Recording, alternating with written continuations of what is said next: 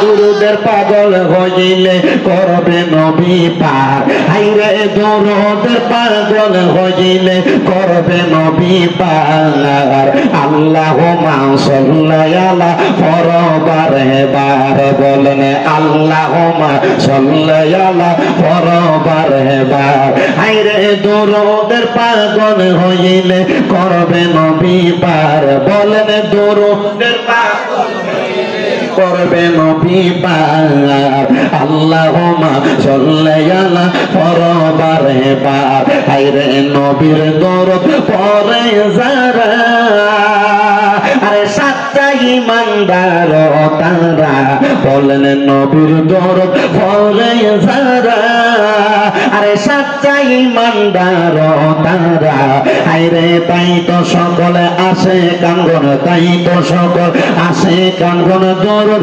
পরবারে বার আল্লাহুম্মা সাল্লি আলা পরবারে বার হায়রে দরদের পাগল হইলে করবে নবী পার বলেন দরদের পাগল হইলে করবে নবী পার আল্লাহুম্মা সাল্লি আলা পরবারে বার হায়রে নবীর দরদ পড়তে পারলে আরে জান্নাত মিলবে সেই জগতে ঠিক কি না বলেন না নবীর দরদ পড়তে পারলে আর জান্নাতে মিলবে সেই জগতে আইরে অহরহ পর দরদ অহরহ পর দরদ নবী মুস্তাফা আল্লাহুম্মা সাল্লি আলা পরবারে বার আইরে দরদের পাগল হইলে করবে নবী পার বলেন দরদের পাগল হইলে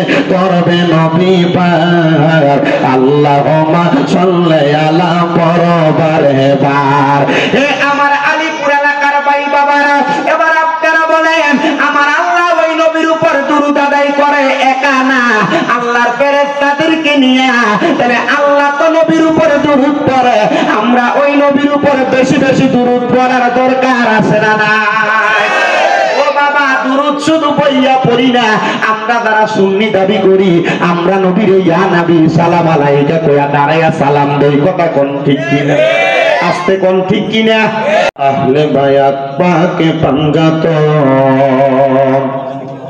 আসসালাতু ওয়াসসালামু আলাইকুম ইয়া কুল্লাল আউলিয়া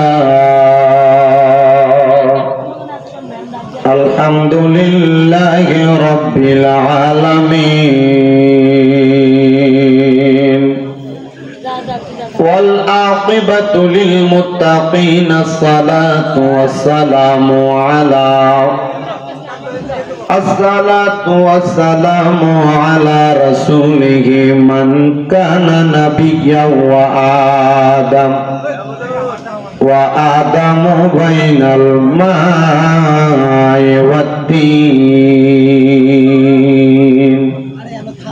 سيدنا ونبينا وشفينا وحبيبنا وحبيب طبيبنا وطبيب قلوبنا وقلوب مرشدنا وعلى آله وأصحابه وأهل بيته وأولياء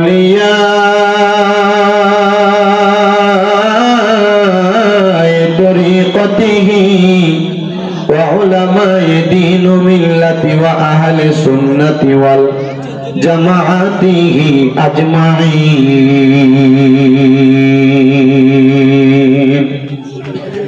হে আমার কুমিল্লা জেলার অন্তর্গত হোমনা থানাধীন আলীপুর কাদেরিয়া হাফিজিয়া সুন্নিয়া মাদ্রাসা ও এতিমখানার হাফেজ ছাত্রদের পাত্রী প্রদান উপলক্ষে ইসলামী সুন্নি মহাসম্মেলনে আগন্তুক আমার মুসলমান ইমানদারেরা পর্দার অন্তরালে আছেন আমার মা বোনেরা আপনারা কেউ জবান বন্ধ রাখবেন না সবাই মুহাব্বতের আওয়াজে কলবটা জিন্দা করার লক্ষ্যে আল্লাহ তাআলার নাযিলকৃত আমার নবীজির উপর যেই কোরআন নাযিল করলেন সেই কোরআনের তেলাওয়াত করেন আর পড়েন ফি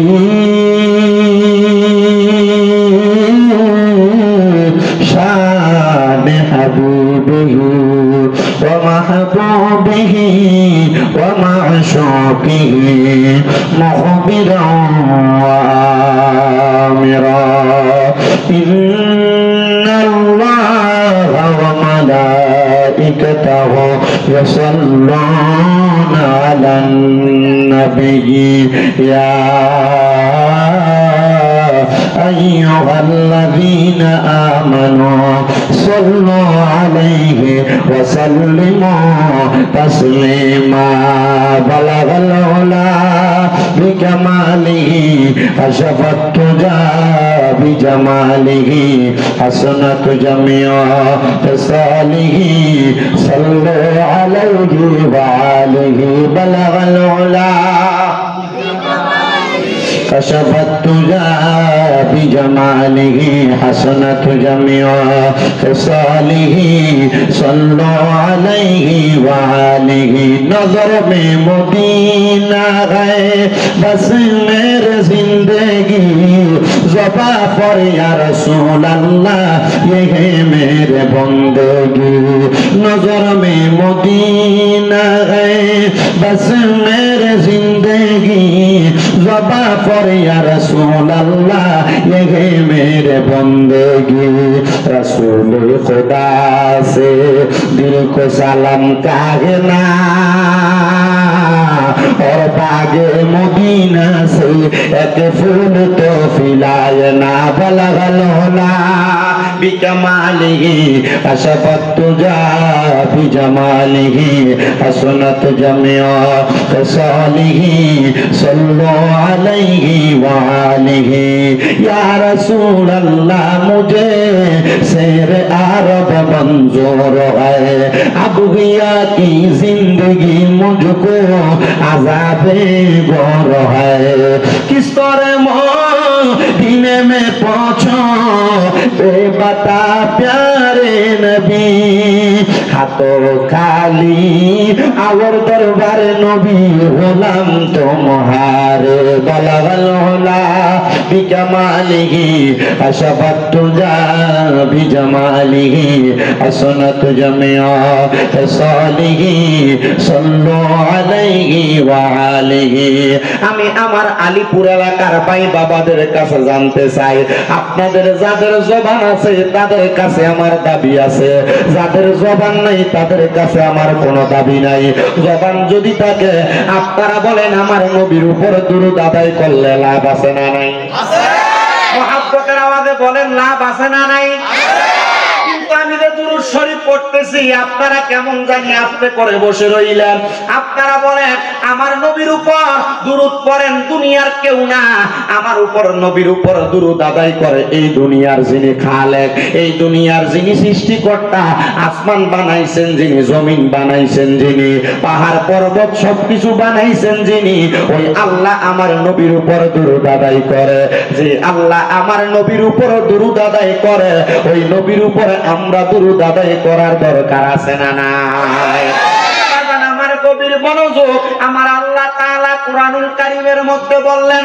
আকিমুস সালাত তোমরা নামাজ আদায় করো নামাজ কায়েম করো আমার আল্লাহ কয় ওয়া আতুজ যাকাত তোমরা যাকাত দাও কিন্তু আমার আল্লাহ তাআলা নামাজের কথা বান্দাদেরকে বললেন কিন্তু আমার আল্লাহ নামাজ পড়ে এই কথাটা কেউ দেখাইতে পারবে না কোরআনের মধ্যে নাই হাদিসের মধ্যে নাই কোন জায়গার মধ্যে লেখা নাই যে আমার আল্লাহ নামাজ আদায় করে আমার হোমনা আলীপুর এলাকার ভাই বাবারা বন্ধুরা চিন্তা করে দেখেন যে আল্লাহ নিজে নামাজ পড়ে না কিন্তু আল্লাহর বান্দাদেরকে নামাজ পড়ার কথা বলে যে আল্লাহ নিজে রোজা রাখে না কিন্তু বান্দাদেরকে রোজার কথা বলে যে আল্লাহ নিজে হজ করে না বান্দাদেরকে হজের কথা বলে যে আল্লাহ নিজে যাকাত দেয় না বান্দাদেরকে যাকাত দেওয়ার কথা বলে বলে আল্লাহ আপনি নামাজ পড়েন না কেন রোজা রাখেন না কেন যাকাত দেন না কেন হজ করেন না কেন আরে বাবা মনে রাখতে হবে।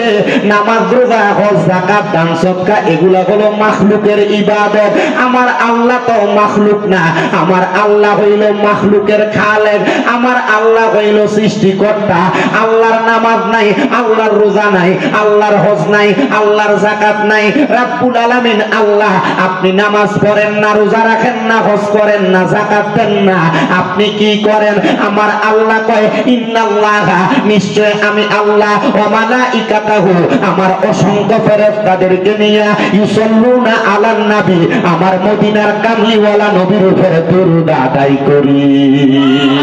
ওরে দরুদের পাগল হইলে করবে নবী পার, হাইরে দরুদের পাগল হইলে করবে নবী পার। আল্লাহুম্মা সাল্লি আলা ফরবারে বার, বলেন আল্লাহুম্মা সাল্লি আলা ফরবারে বার।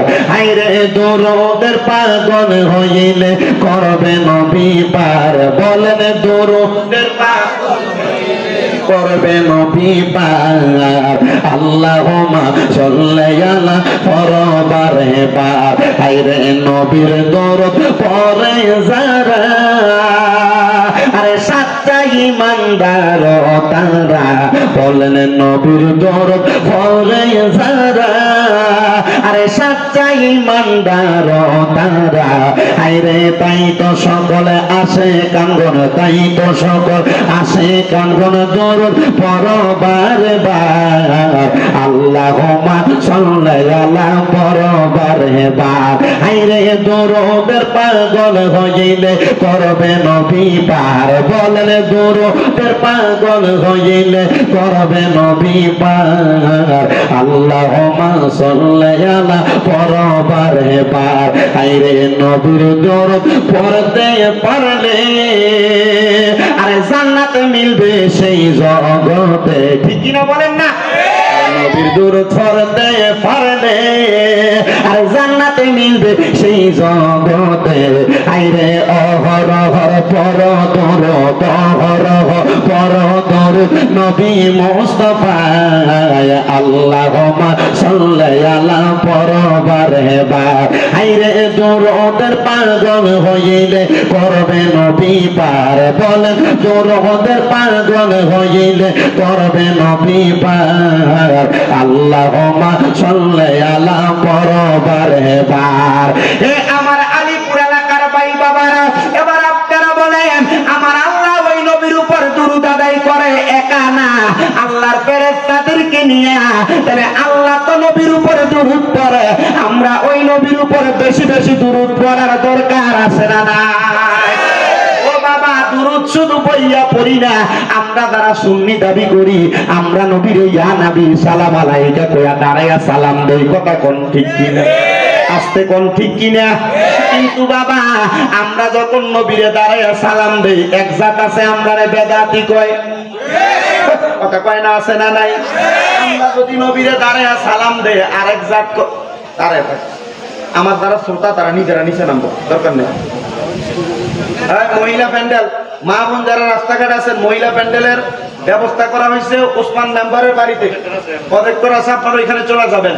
আর আপনাদের যাদের মন চাই নিচে এসে বসবেন। আলহামদুলিল্লাহ আমার শ্রোতা যেগুলা দরকার এগুলা চলে আসছে। এই মিয়া গান জানলে সিডা থায়নি, কথা কয় না, থায়নি। গান জানলে সিডা থায় না, তো ইনশাল্লাহ এখানে দান থাকবো, সিডা না। আলহামদুলিল্লাহ আল্লাহ কবুল করো, কোন আমি। আমরা নবীরে ইয়া নবী সালাম আলাইকা কইয়া সালাম দেই কি দেই না? আস্তে কয় দেই কি দেই না? ও বাবা ইয়া নবী সালাম আলাইকা কইয়া সালাম দিলে আমরারে বন্ধ কয়েক জাত আছে না নাই? আমরারে বেদাতি কয়েক জাত আছে না নাই? ও বাবা আমরা নবীরে সালাম দিলে বন্ধ কয়, বেদাতি কয়, এটা তাদের খাসিয়ত। কিন্তু আমরা আমার নবীরে মোহাব্বত করে সালাম দেই, এটা আমাদের খাসিয়ত। কারণ আমাদের বিশ্বাস আমরা যদি নবীরে ইয়া নবী সালাম আলাইকা কইয়া সালাম দেই, আমরার মরার সময় আমার দয়াল নবীর দিদার পাওয়া যাবে। কথা কোন ঠিক কিনা? বাংলানো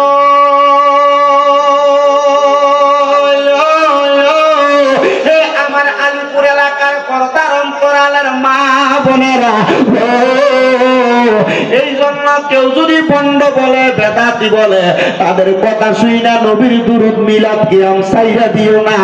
কারণ আমার আল্লাহ কয় ইয়া আইয়ুহাল্লাযীনা আমানু, ওহে যারা ঈমান এনেছো, যারা ঈমানদার, আমার আল্লাহ কোন বেঈমানদের ডাক দেয় না, আমার আল্লাহ কোন মুসলমানদেরও ডাক দেয় না। আল্লাহ আপনি কেন কোন মুসলমানদের ডাক দেয় না? আল্লাহ কয় ইয়া আইয়ুহাল্লাযীনা আমানু, ওহে যারা ঈমানদার। আল্লাহ তো পারতেন এই জায়গায় বলতে ইয়া আইয়ুহাল মুসলিমুন।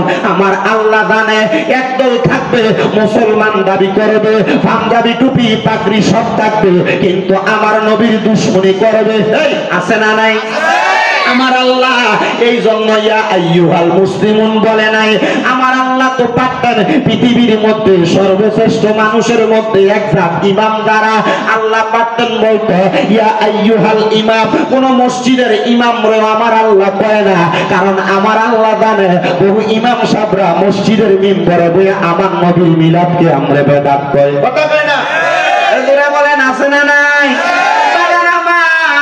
একটু গভীর মনোযোগ দিবেন, অন্তরের কান লাগায় শুনবেন বাজানো। আমার আল্লাহ এই জন্য কয় ইয়া আইয়ুহাল্লাযীনা আমানু, ওরে যারা ঈমানদার, সল্লু, তোমরা ওই নবীর উপর সল্লু আলাইহি, ওই নবীর উপর দুরূদ আদায় করো, ওয়া সাল্লিমু তাসলিমা, সালাম দাও আদবের সাথে।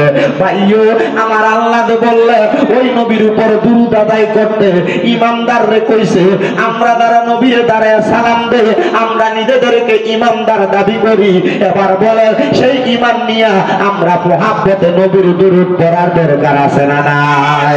তাহলে মুহাব্বতের আওয়াজে জবান খুলে দুরূদ শরীফ পড়েন আল্লাহুম্মা সাল্লি মাওলানা মুহাম্মাদ ওয়া আলা আলি সাইয়্যিদিনা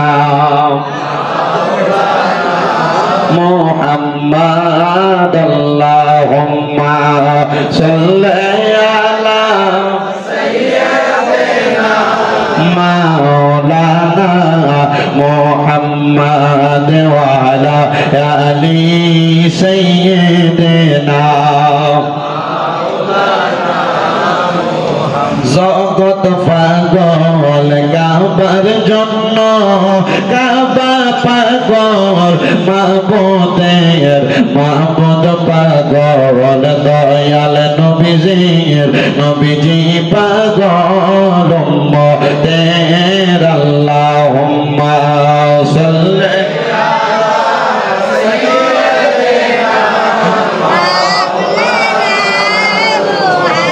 وعلى آل سيدنا محمد. لا إله لا ذكر لا إله لا كلمة لا إله لا إله إلا الله لا إله إلا الله لا إله لا لا إله لا إله إلا الله মুহাম্মাদুর রাসূলুল্লাহ সাল্লাল্লাহু আলাইহি ওয়াসাল্লাম। আসেন আমার ভাইরা, বাবারা, বন্ধুরা, আজকের জান্নাতের বাগানে বৈশা কলবটা জিন্দা করার লক্ষ্যে মুহাব্বতের আওয়াজে একটু আল্লাহ তাআলার ইসমে জাতের জিকিরে মশগুল হয়ে যায়। যে আল্লাহ তাআলা আপনার আমার দুনিয়ার জিন্দেগিতে হায়াতটারে সুন্দর হায়াত দান করছে, মুহাব্বতের আওয়াজে উচ্চ কণ্ঠে আল্লাহ তাআলার জিকিরে মশগুল হতে কষ্ট হবে বাবারা। যদি কষ্ট না হয় আসেন মুহাব্বতের আওয়াজে আল্লাহ তাআলার জিকির করি। আল্লাহ আল্লাহ আল্লাহ আল্লাহ আল্লাহ আল্লাহ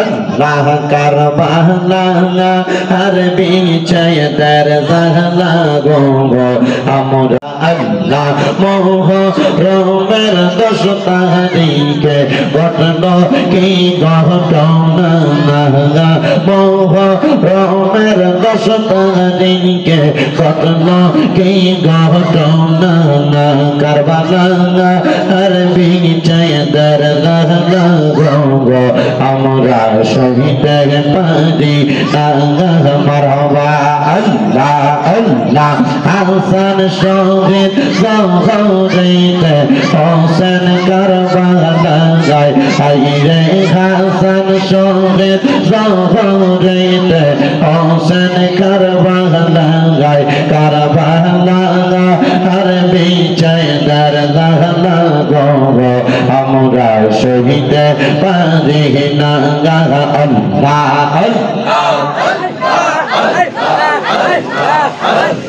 Allah Allah Allah Allah Allah hayre yomer bagay bagay re Karbala yani do tomai ge Allah Allah hayre o gomer bagay bagay re Karbala yani do tomai ge marhaba Allah Allah ezidar dushman tumar ezidar dushman tumar mari no paulane gomer bagay bagay jay karba lajani do tomai jay marhaba Allah Allah iya gonla iloh Allah karba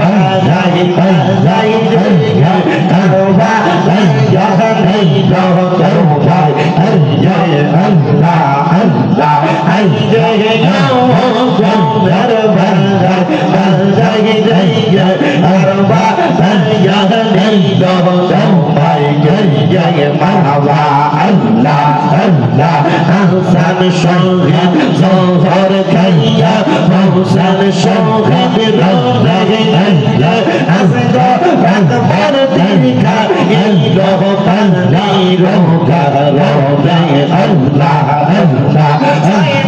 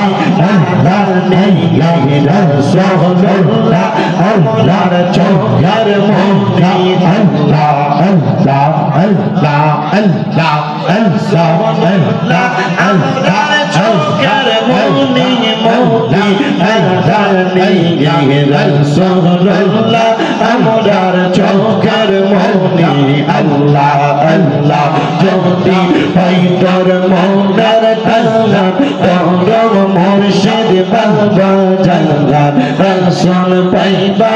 দুনিয়ায় তাই জানে মারওয়া আল্লাহ আল্লাহ মুর্শিদ পাইলে রাসূল পাবি রাসূল পাইলে খোদা পাবি পাইবি আল্লাহ নবী সব বলাইছে কোরআন বলাইছে দেখো সবাই কথা হাদিস বলে আইরা দেখো সবাই কোরআন হাদিস বলে নবীর পেয়ে পেয়ে দেখো সবাই কোরআন হাদিস বলাইছে আল্লাহ আল্লাহ আল্লাহ আল্লাহ আল্লাহ আল্লাহ ইলাহা ইল্লাল্লাহু মুহাম্মাদুর রাসূলুল্লাহ সাল্লাল্লাহু আলাইহি ওয়াসাল্লাম সবাই পড়ি সাল্লাল্লাহু আলাইহি ওয়াসাল্লাম আল্লাহুম্মা আমিন আল্লাহুম্মা আমিন আলহামদুলিল্লাহি রাব্বিল আলামিন আসসালাতু ওয়াসসালামু আলা রাসূলিহিল কারীম রব্বানা যালামনা আনফুসানা ওয়া ইল্লাম তাগফির লানা ওয়া তারহামনা লানাকুনান্না মিনাল খাসিরিন ইয়া ইলাহি রহম ফরমা মুস্তাফা কি ওয়াসিতে খুলে দে দরওয়াজায়ে রহমত গদা কি ওয়াসিতে रहमतुल लिल आलमीन खत्मे रसूल जाने जगह अहमद हामिद मोहम्मद मुस्तफा की वास्ते मबदू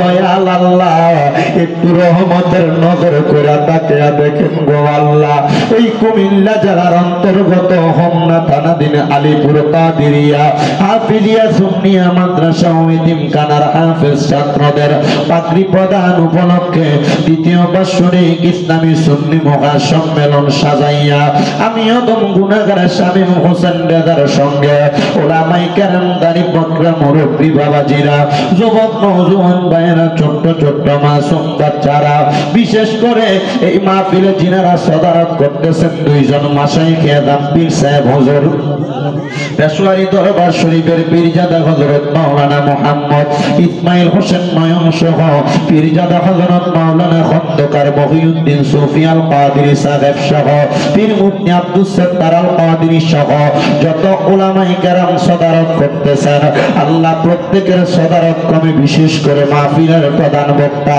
পীর মুফতি গিয়াসউদ্দিন আত-তাহেরী সাহেব কেবলা সহ আমরা যারা মাহফিলের মধ্যে উপস্থিত হইলাম আমাদের প্রত্যেকের মুনাজাত তোমার দরবারে কবুল আর মঞ্জুর কইরা নাও এরে আমার হোমনা আলীপুর এবং আশেপাশে এলাকার মা বোনেরা গো কি গো মা মাইকের আওয়াজ তোমাদের কানে যায়নি গো মা মুনাজাত হইতেছে গো মা আমিও দম গুনাহগার শামীম হোসেন রেজার সঙ্গে তাড়াতাড়ি তোমার ঘরের একটা কর্নারের মধ্যে নামাজের মুসল্লা বিছায়া প্রজেক্টরের অন্তরালে জানাছো তাড়াতাড়ি আল্লাহর দরবারে দুনিয়ার কর্মব্যস্ততা বন্ধ করে দিয়া আমিন আমিন করে দুইটা হাত বাড়াইয়া দেও গো মা আমাদের বিশ্বাস আছে গো মা আমার আল্লাহ একটা হাত খালি ফিরাইয়া দিবে না এরে আমার এই এলাকা এবং আশেপাশে এলাকার ভাই বাবারা কিরে ভাই দুনিয়ার কাজকর্মগুলা বন্ধ হয়েছিল রে ভাই মুনাজাত হইতেছে রে ভাই আর কতকাল দুনিয়ার ব্যস্ততাতে সময় কাটাইবা দুনিয়ার রং তামাশা একদিন বন্ধ হয়ে যাবে আমার আল্লাহর দরবারে আমিন আমিন করে দুইটা হাত বাড়াইয়া দেও রে ভাই জানি না রে আল্লাহ কোন ভাই বাবা বা বোনের জন্য জানি গো আজকের এই মুনাজাত জীবনের শেষ মুনাজাত করে হাত বাড়াইছে জানি না রে আল্লাহ কোন ভাই বাবা বা বোনের জন্য জানি গো আজকার আলীপুরের মাহফিল জীবনের শেষ মাহফিল হইয়া গেছে জানি না রে আল্লাহ কোন ভাই বাবা মা বোনের জন্য জানি গো তাদের এলাকার কবরস্থানের মাটি লাফালাফি করে জানি না রে আল্লাহ কোন ভাই বাবা মা বোনের জন্য বাঁশমুড়ার বাঁশগুলা পাইকা লাল লাল হইয়া গেছে। জানি না রে আল্লাহ, কোন ভাই বাবা মা বোনের জন্য জানি গো কমলা দুলালপুরের বাজারের কাপড়ের দোকানে কাপড় গুলা কাইটা রেডি করে রাখছি। ডাকলেনি জুড়াইব মন, জপলেনি পান ঠান্ডা হবে, না দেখিলে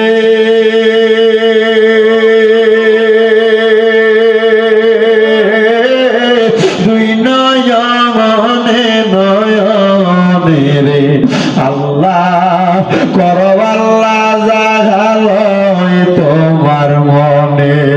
তুমি তোমার বন্ধু আদম নবীর সঙ্গে কইছিলা কোথায় আল্লাহ আরাফাতে নিয়া আমরার সঙ্গে নি কইবা কথা গো আল্লাহ আজরাইল পাঠাইয়া গো আল্লাহ করো আল্লাহ জাগালয় তোমার মনে। তুমি তোমার বন্ধু ইউনুস নবীর সঙ্গে কইছিলা কথায় আল্লাহ মাছের পেটে নিয়া আমরার সঙ্গে নি কইবা কথা গো আল্লাহ সাদা কাফনে গো গাইয়া গো আল্লাহ করো আল্লাহ জাগালয় তোমার মনে। তুমি তোমার বন্ধু ইব্রাহিম নবীর সঙ্গে কইছিলা কোথায় আল্লাহ নমরুদের আগুনে পালাইয়া আমরার সঙ্গে নি কইবা কথা গো আল্লাহ অন্ধকার কবরে না মাইয়া গো আল্লাহ করো আল্লাহ জাগালয় তোমার মনে। অবশেষে আমার নূরের নবীর সঙ্গে কইছিলা কোথায় আল্লাহ মেরাজতে নিয়া আমরার সঙ্গে নি কইবা কথা গো আল্লাহ আমার নবীর সামনে রাখিয়া গো আল্লাহ করো আল্লাহ জাগালয় তোমার মনে। বাবুদে মায়ার নজর করে তাকে দেখেন গো আল্লাহ এই আলিপুরের মাদ্রাসার মাহফিলে কে জানি গাছ বাড়াইছে, কার জানি জগতের মধ্যে আব্বা নাই। যে বাবা রিক্সা চালাইয়া মাটি কাইটা মাথার গাম পায়ে ফালাইয়া পরের বাড়িতে বদলার কাম কইরা সন্তানদের মানুষের মতো মানুষ করার জন্য আব্বা পরিশ্রম করছে, এমন আব্বা যাদের অন্ধকার কবরে রে আল্লাহ আব্বার কবর জান্নাতের বাগান বানায়া দাও। ও দয়া ফরিয়াদ তোমার দরবারে আজকের মুনাজাতে কে জানি হাত বাড়াইছে, কার জানি জগতের মধ্যে মানা যেই মা 10 মাস 10 দিন গর্ভে ধারণ কইরা সন্তানের প্রসব বেদনা সহ্য করতে মার বড় কষ্ট হইছে, এমন মা যাদের অন্ধকার কবরে রে আল্লাহ আমার কবর জান্নাতের বাগান বানিয়ে দাও আল্লাহ। আজকে 3 দিন হয় কোরবানির ঈদ চলে গেছে, অনেক সন্তানেরা কোরবানি দিছে, মা বাপ দুনিয়াতে বাইরে থাকতে কোরবানি দেওয়ার সামর্থ্য ছিল না। দয়া একটা ছেলে দুবাই থেকে কল দিয়া মাঝে মাঝে দোয়া চাইতো, ওই ছেলেটা আমারে কত কয়দিন আগে ফোন দিয়া কইতা দিতো আমার আব্বা জান ঘরের গাই গরুটা বিক্রি করে আমার বিমানের টিকিট কাইটা আমারে পাঠাইছে। আমার আব্বার বড় স্বপ্ন ছিল এই গরুটার পেট থেকে যে বাচ্চাটা হবে ওই বাচ্চাটা কোরবানির জন্য রাইখা দিবে। আমি আমার আব্বারে কইছি বাবা আপনি না কোরবানির নিয়ত করছেন, আপনি দি গরুটা বিক্রি করে দিতেন।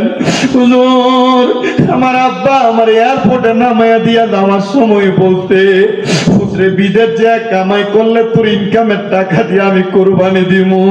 হুজুর আমার ব্যাংকের টাকা টাকার অভাব নাই। আজকে 3 মাস হয়ে যায় আমার আব্বা আমারে ছাইরা দিয়া দুনিয়া থেকে বিদায় হয়ে গেছে। আমার মায়ের ইন্তেকালের পরে আমার আব্বা আমরারে বড় কষ্ট করে মানুষ করছে। হুজুর আমি 2 লক্ষ টাকা দিয়ে একটা গরু কিনা কোরবানি দিতেছি, কিন্তু আমার আব্বা না।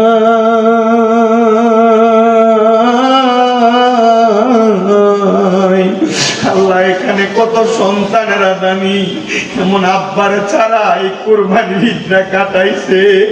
ও দয়াল, আব্বা যদিও নিজেরা কোরবানি দিত না, মানুষের বাড়ি থেকে, সমাজ থেকে, পঞ্চায়েত থেকে যে গোস্ত আসতো, 2টা টুকরা আলু বাড়া দিয়া মা গোস্তটা রান্না করতো।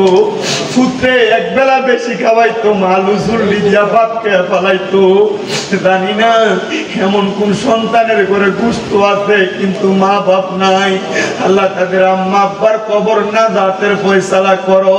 আমার একটা ভক্ত বিপ্লব, তার আম্মা ইন্তেকাল করতে আজকে 17 দিন হয়ে যায়। তার আম্মারে ছাড়া ঈদ কাটাইছে। আল্লাহ তার আম্মার কবরটারে নাজাতের ফয়সালা করো রাব্বুল আলামিন। দেশ বিদেশ থেকে অনেকে দোয়া চায়, প্রত্যেকের খাস দোয়া কবুল ও মঞ্জুর করো। যাদের আম্মা আব্বা বেঁচে আছে হায়াতে তৈয়বা নসিব করো। এই আলিপুর কাদিরিয়া মাদ্রাসা এতিমখানাতে যারা যারা দান করে প্রত্যেকের দান কবুল করো। আমার একজন ভাই ভৈরবের আগানগর থেকে শফিক ভাই, ওনার আম্মা আব্বা সন্তানের জন্য দোয়া চায়, তার দোয়া তুমি কবুল ও মঞ্জুর করো। গাইবান্ধার গোবিন্দগঞ্জ থেকে একজন খালাম্মা দোয়া চাইছে, ওনার দোয়া কবুল করে নাও। আমার ভক্ত শামীম অসুস্থ, তার আম্মা অসুস্থ, দোয়া চাই তারা সেবা দান করো। বিশেষ করে আমার আম্মা যেন আজকে 1 মাস 2 দিনের মতো বিছানার মধ্যে পড়ে আছে অসুস্থ। আমরা আমাদের আম্মারে অসুস্থ অবস্থায় বিছানায় শোয়া ঈদ কাটাইছি। আল্লাহ জানি না আমাদের কোন পাপের কারণে আপনি আমার আম্মারে অসুস্থ বানিয়ে রাখছেন। আপনার দরবারে তওবা করি, আপনি আমার আম্মা জানকে সেবা দান করে দেন। আল্লাহ আপনি আমার আম্মা জানকে সেবা দান করে দেন। আল্লাহ আপনি আমার আম্মা জানকে সেবা দান করে দেন। এখানে যে সন্তানদের মা বাপ বেঁচে আছে, আম্মা আব্বার খেদমত করার তৌফিক দান করে দেন। আল্লাহ আম্মা আব্বার খেদমত করার তৌফিক দান করে দেন। আমাদের যেন আম্মা আব্বার সাথে কোনো রকম বিয়াদবি না হয়, আমাদের যেন আম্মা আব্বার সাথে কোনো রকম বিয়াদবি না হয়।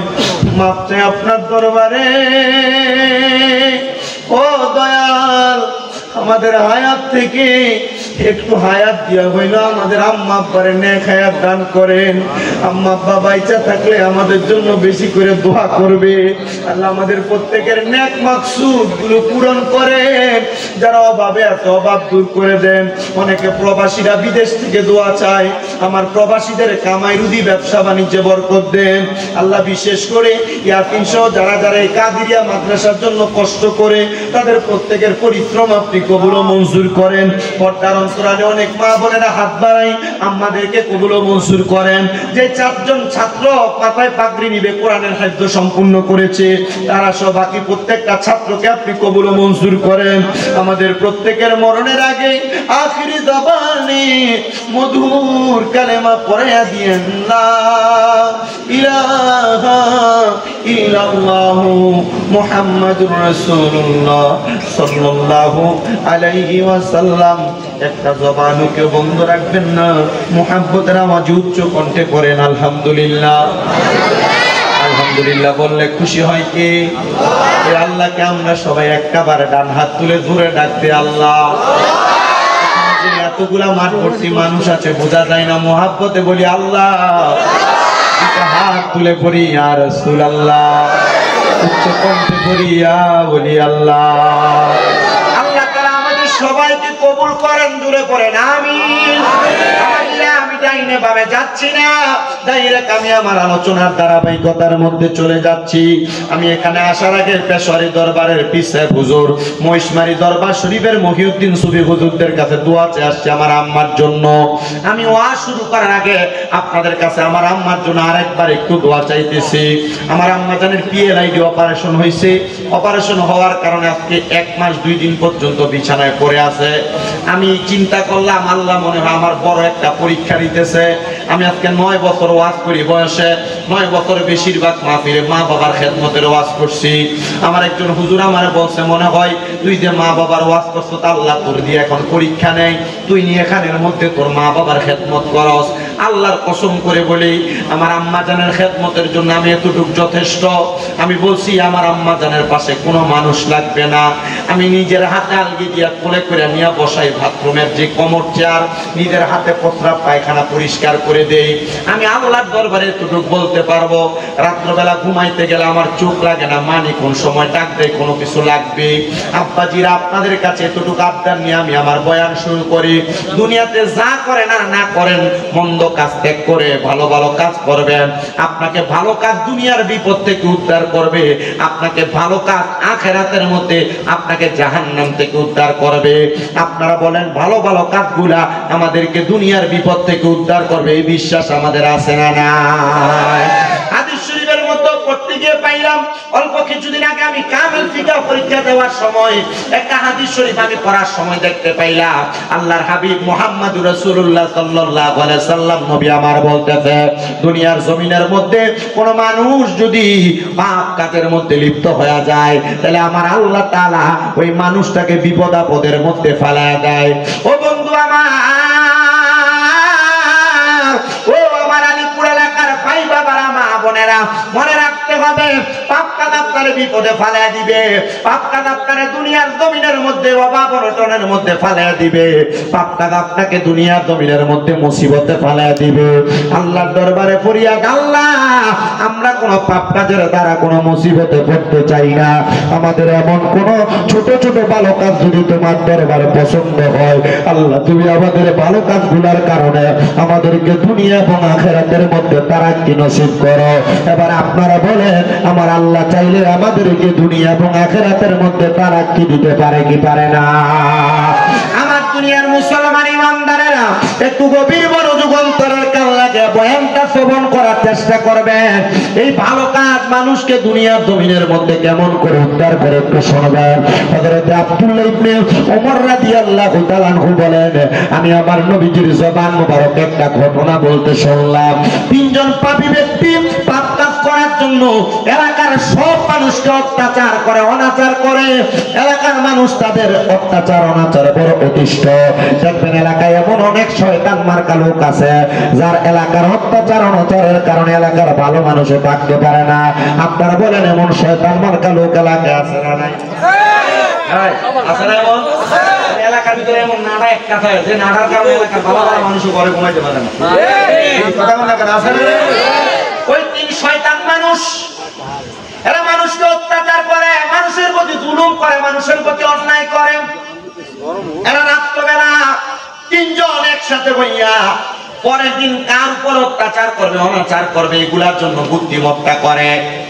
এই তিনজন যখন বুদ্ধিমত্তা করে, তারা এক সপ্তাহ পর্যন্ত বুদ্ধি করে, কিন্তু তারা তাদের বুদ্ধি মোতাবেক মানুষের প্রতি অত্যাচার করতে পারে না।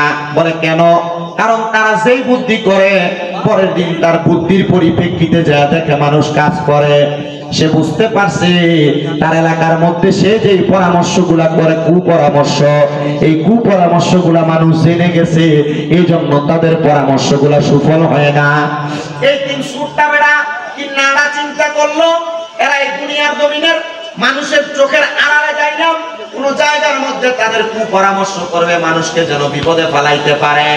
এই তিনজন মিলা ঘোড়ার পিঠে উইটা মাগরিবের নামাজের সময় টকবক করতে করতে এরা তাদের এলাকা চাইরা দিয়া বড় একটা পাহাড়ের গুহার মধ্যে প্রবেশ করছে। পাহাড়ের গুহার মধ্যে যাইয়া এরা নিয়ত করতে, এরা কুমন্ত্রণা করতেছে, আজকে এই ব্যক্তিকে বিপদে ফেলা হবে, আগামীকালকে ওই ব্যক্তিকে বিপদে ফেলা হবে, এরপরের দিন ওই ব্যক্তিকে বিপদে ফেলা হবে।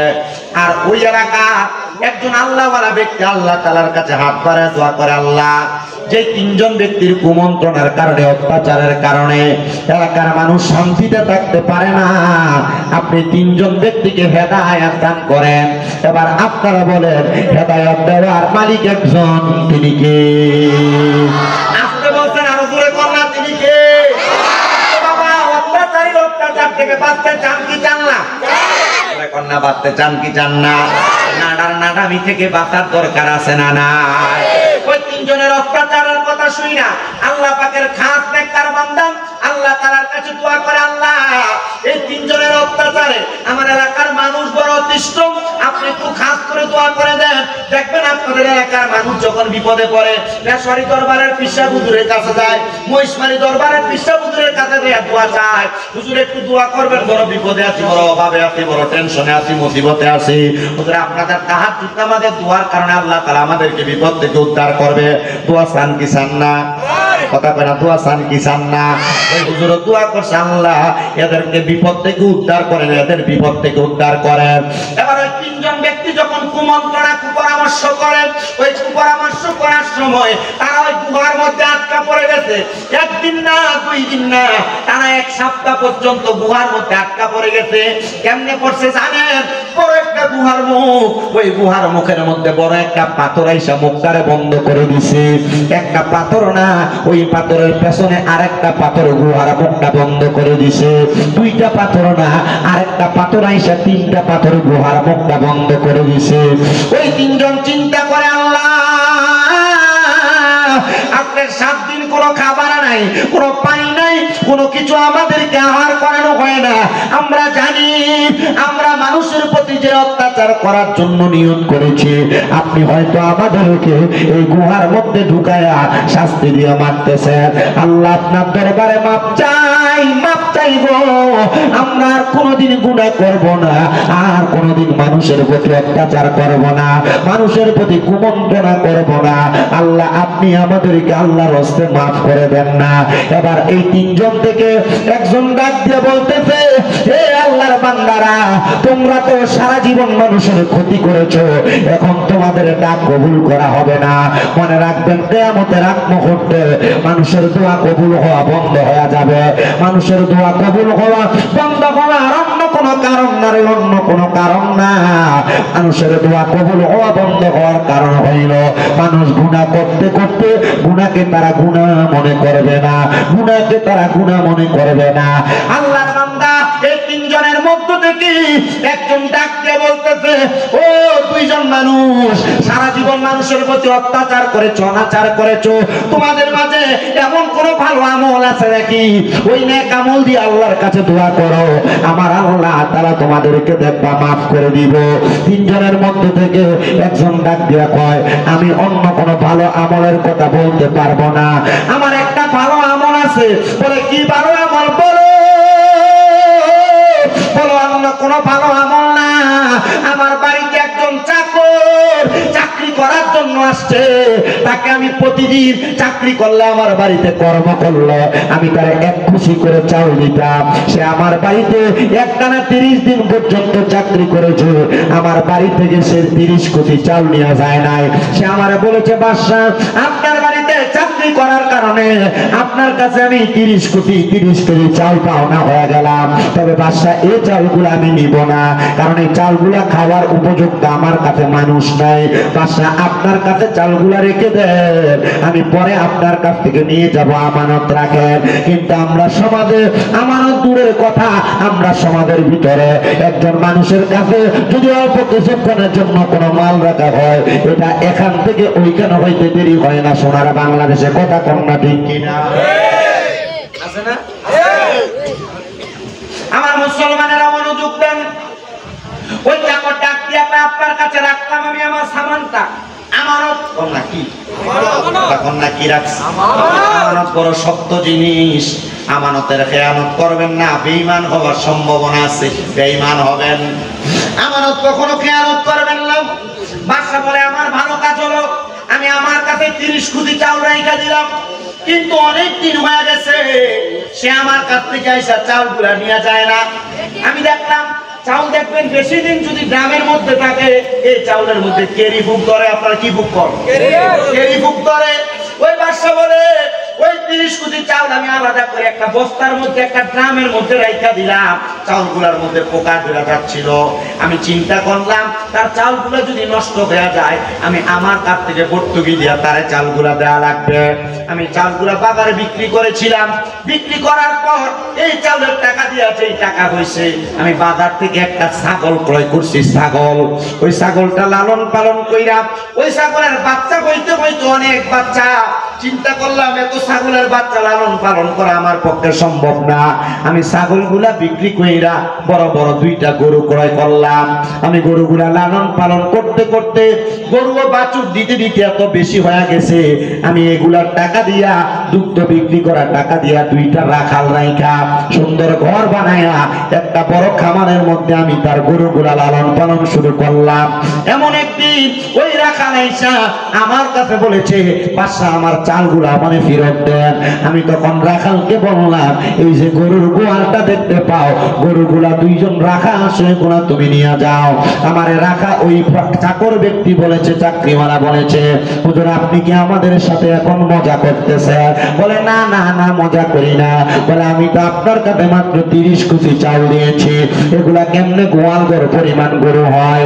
বলে মনে রাখবা, আমি তোমার চালগুলা বিক্রি কইরা নষ্ট হয়ে যাওয়ার ভয়ে আমি ছাগল ক্রয় করেছি, এগুলা বিক্রি কইরা গরু ক্রয় করে তোমারটাকে আমি উন্নতি করে দিয়েছি। ওই রাখালটা ওই কাজের ব্যক্তিটা দোয়া করে, আল্লাহ এই বাদশা দুনিয়াতে কোনো ভালো কাজ করছে কিনা জানি না, আমি গরিব মানুষ, পেটের ক্ষুধার কারণে সঞ্চয় করতে পারতাম না, জমাইতে পারতাম না, তার জন্য বিবাহ করি নাই, তার জন্য পরিবারকে মায়া করি নাই, কিন্তু বাদশা আমার 30 কোটি চাল দিয়া মহাব্বত করে আমার মায়া কইরা গরুর গোয়ালের মালিক বানিয়ে দিছে। আল্লাহ তুমি এই বাদশাটাকে মুসিবত থেকে উদ্ধার কইরো। এবার ওই 3 জনের মধ্যে একজন দোয়া করে, আল্লাহ আমার অন্য কোনো ভালো কাজ নাই, তবে এই ভালো কাজের বিনিময়ে তুমি আমাকে এখান থেকে উদ্ধার করো। ওই লোকগুলা ডাক দিয়ে বলে, ও জগতের মানুষ শোনো রে, ওই দোয়াটা করতে দেরি গুহার মুখের মধ্যে যেই 3টা পাথর ছিল, একটা পাথর সরে গেছে। আমরা বুঝতে পারলাম মনে হয় আমার ভালো দোয়ার কারণে একটা পাথর সরে গেছে। গুহার মুখের মধ্যে 3টা পাথর, আর বাকি আছে 2টা পাথর। এবার আরেকজন বলে, আমার জীবনে আরেকটা ভালো কাজ আছে। বলে কি ভালো কাজ? বলে আমি আমার জীবনে অনেক গুনার কাজ করেছি, কিন্তু আমার একজন চাচাতো বোন ছিল বড় সুন্দর, বড় মায়াবী। আমার চাচাতো বোনকে দেখলে যে কোনো পুরুষ মানুষ পাগল পারা পায়া যাবে। আমার ইচ্ছা জাগছে, এই চাচাতো বোনের সঙ্গে যদি আমি একটা রাত্র কাটাইতে পারতাম, আমি যদি তার সঙ্গে বিবাহ বন্ধন না কইরা তার সঙ্গে আমি মজা নিতে পারতাম, তাহলে আমার কাছে বড় ভালো লাগতো। আমি যখন এই চিন্তা করতেছি, হঠাৎ করে দেখলাম আমার চাচাতো বোন আমার কথা এসে বলতেছে, তারা অল্প কিছু টাকা, অল্প কিছু দেরহাম দেওয়ার জন্য হাওলাত, সে আমাকে পরে দিয়ে দিবে। আমি তাকে বলছি, পরে দেওয়া লাগবে না, তুমি যদি আমার কাছ থেকে টাকা নাও তাইলে আমি তোমার দেহ ভোগ করবো। ও বাবা, এই টাকার বিনিময়ে দেহ ভোগ করাটাকে পতিতালয়ের আড্ডাখানা বলে। বাংলাদেশের নারী সঞ্চয় আইন, নারী সংকলন আইনের মধ্যে, পরিষদের মধ্যে কয়েকদিন আগে কিছু নারীরা বলেছে, দৌলতদিয়া সহ যত নারীরা দেহ ব্যবসা করে এইটাকে শ্রমের মর্যাদা দেওয়ার জন্য। আরে বাংলাদেশে যদি দেহ ব্যবসাকে শ্রমের মর্যাদা দেয় কোন সরকার, বাংলাদেশে যদি কোন নারীদের দেহ ব্যবসাকে শ্রমের মর্যাদা দেয়, ওই সরকারও বেশি দিন থাকতে পারবে না। এই জন্য আমরা কোরআন সুন্নাহ মোতাবেক যে আইন বাস্তবায়ন করলে নারীরা সম্মান পায়, আমরা সেই আইনের পক্ষে কথা বলি। নারী বিষয়ক আইন সঞ্চয়নের যে বিষয়গুলো নারীরা বাস্তবায়ন করার কথা বলেছে, আমরা এটার পক্ষে না, কারণ আমরা ইসলামকে মানি। ইসলাম বলে মহিলারা ঘরে থাকবে, মহিলারা দেহ ব্যবসা করবে না, নিজের দেহ অন্য পুরুষের মাঝে ফুটিয়ে তুলবে না। এবার আপনারা বলেন, নারীরা দেহ ব্যবসা করুক, এটাকে আপনারা চান নাকি? এই কথা বলেন, চান নাকি? 10টা আইন তারা প্রকাশ করেছে, এর মধ্যে একটা আইন হইল, কোন পুরুষ তার স্ত্রীকে বিবাহ করার পর তার স্ত্রীকে সে মন চাইলেই তার সাথে মেলামেশা করতে পারবে না, স্ত্রীর মন চাইলে মেলামেশা করবে, এটা কোন আইন হইতে পারে না। কোরআন সুন্নাহর আইনের বিরোধী এটা। কোন নারী দুনিয়ার জমিনের মধ্যে তার পুরুষের কথা মানে তার স্বামীর কথা মাইনা চলবে না, তার নিজের ইচ্ছা মোতাবেক চলাফেরা করবে, এটা হইতে পারে না। মানে তারা নারী পুরুষ সমান অধিকার চাইতে, নারী পুরুষ সমান অধিকার। তো তার কাছে আমার একটা আবদার হইল, বেটা মানুষ রাস্তার পাশে দাঁড়ায় দাঁড়ায় প্রস্রাব করতে পারে, বেটি মানুষ তো রাস্তার পাশে দাঁড়ায় দাঁড়ায় প্রস্রাব করতে পারে না। তো পারলে যদি সমান অধিকার চাও, সমান অধিকারের আগে রাস্তার পাশে দাঁড়ায় দাঁড়ায় প্রস্রাব করে দেখাইতে হবে। কথা বল না কেন? এগুলা মহিলা হইতে পারে না, হিজড়া টাইপের মহিলা, কথা না ঠিক কিনা? যদি কোন মুসলমান দাবি করে, কেউ এই আইন বাস্তবায়ন করবে না, কথা বল না ঠিক কিনা? ও বাবা, নারীদের তাদেরকে এমন ভাবে চলতে হবে, তাদের স্বামীর কথা মাইনা, স্বামীর আদেশ মাইনা, স্বামীর কথার উপর কথা না বইলা, স্বামীর কথা অমান্য না কইরা। কিন্তু বহু পুরুষ মানুষ তার স্ত্রীর অত্যাচার কথার মুখের ঠেলায় এই পুরুষ পরিবারের সাথে সুন্দর করে সময় কাটাইতে পারে না। এমন অনেক মহিলা আছে, স্বামী হাজার কষ্ট করে সকাল থেকে সন্ধ্যা পর্যন্ত কষ্ট করে বাড়িতে আসে, কিন্তু স্বামীর কানের কাছে ঘ্যান ঘ্যান ঘ্যান ঘ্যান করে। আপনারা বলেন এই জাতের মহিলা সোনার বাংলাদেশে আছে না? না। স্বামীর ইনকাম মাসে মাত্র 10-12 হাজার টাকা, কিন্তু মাসে মাসে বেডির একটা থ্রি-পিস একটা নতুন কাপড় কিনা না দিলে বেডির ভালো লাগে না। এই জাতের মহিলা সোনার বাংলাদেশে আছে না? না। এমন অনেক মহিলা আছে, স্বামী বলে ঘরের বাহিরে যায়ও না, এই মহিলা প্রতি সপ্তাহ ওয়াই ব্রিজে না গেলে বেডির ভালোই লাগে না, খাইতে না গেলে ভালোই লাগে না, নতুন পুরে ঘরে না গেলে বেডির ভালোই লাগে না। আপনারা কন্যাগিরি এই জাতের বেডি আজ বাংলাদেশে আছে না? না। আমার কর্তার অন্তরালের মা, আপনাদের কাছে বলবো গো মা, আপনাদেরকে কোরআন সম্মান দিতে, ইজ্জত দিতে, নবী সম্মান দিতে, ইজ্জত দিতে, হাদিস সম্মান দিতে, ইসলাম সম্মান দিতে তোমরা পর্দা ছেড়ে দাও না, স্বামীর আদেশ অমান্য করো না, স্বামীর দমক দিও না, শ্বশুর শাশুড়ির দমক দিও না। এবার আপনারা বলেন নারীরা জান্নাতে যাওয়ার জন্য এই ভালো ভালো কাজগুলো করার দরকার আছে না? না। আমার মুসলমান ইমানদারেরা মনোযোগ দেন। ওই লোকটা ডাক দিয়ে কই, ও চাচা বোন, আমি তোমার টাকা দিতে পারি, তুমি আমার ফেরত দেওয়া লাগবে না, একটাই মাত্র কারণ আমি এই টাকার বিনিময়ে তোমার দেহটা ভোগ করতে যাই। এবার ডাক দিয়ে কয় দেহ ভোগ করবেন ভালো কথা, দেহ ভোগ করবেন ভালো কথা, তাহলে আপনি আগে টাকা দেন, আমি আগামীকালকে আপনার কাছে আসবো দেহ দেওয়ার জন্য। মেয়েটা টাকা নিয়ে চলে গেছে। পরের দিন রাত্রবেলা তার চাচাতো ভাইয়ের কাছে আসছে, সে বলে আমি আমার চাচাতো বোনের বুকের মধ্যে ধরে ধাক্কা দিয়ে আমার থাকার খাটের মধ্যে ফেলে দিছি, আমি তার সঙ্গে মেলামেশা করব। এমন টাইমে আমার চাচাতো বোন আমার বুকের মধ্যে হাতটা দিয়া বলতে, এ ভাই আপনি একটু আল্লাহকে ভয় করেন। আমি আমার আল্লাহরে ভয় কইরা তার সঙ্গে মেলামেশা করা বন্ধ রাখলাম। আমি যখন বন্ধ রাখলাম, সে কান্না করতে করতে আমার ঘর থেকে চইলা গেছি। আমার জীবনে কোনো ভালো কাজ আছে কিনা আমি জানি না, তবে আমার এই ভালো কাজটা রুচিলে আল্লাহ নিয়ে আমার এই গুহা থেকে বাঁচায়।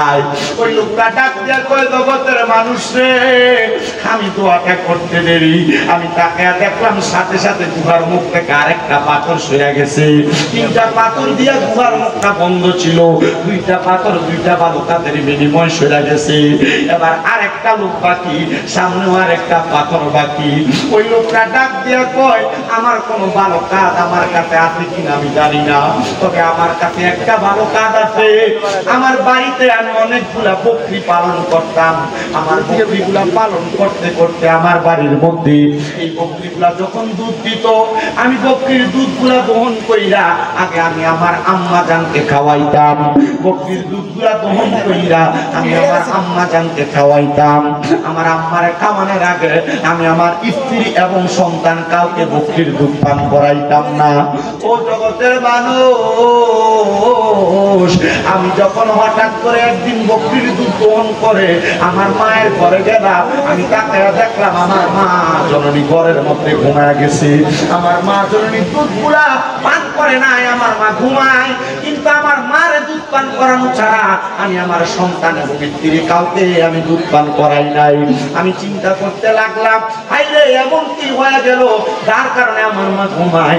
আমার মা ঘুমানোর আগ পর্যন্ত, ঘুম থেকে জাগ্রত হওয়ার আগ পর্যন্ত আমি আমার মা জননীর আমি দুধ পান না করে কাউরে দুধ পান করাই নাই।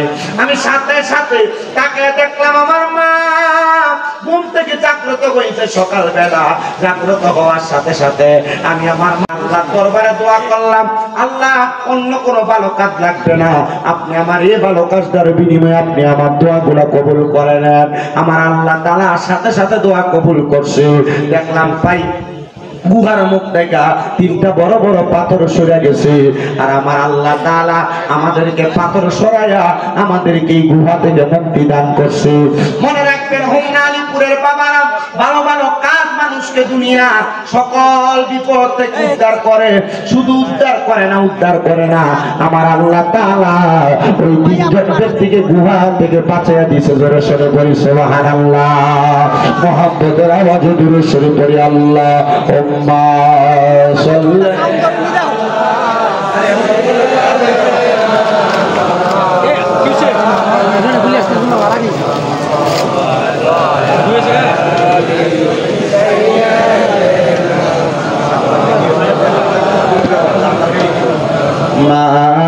Allahumma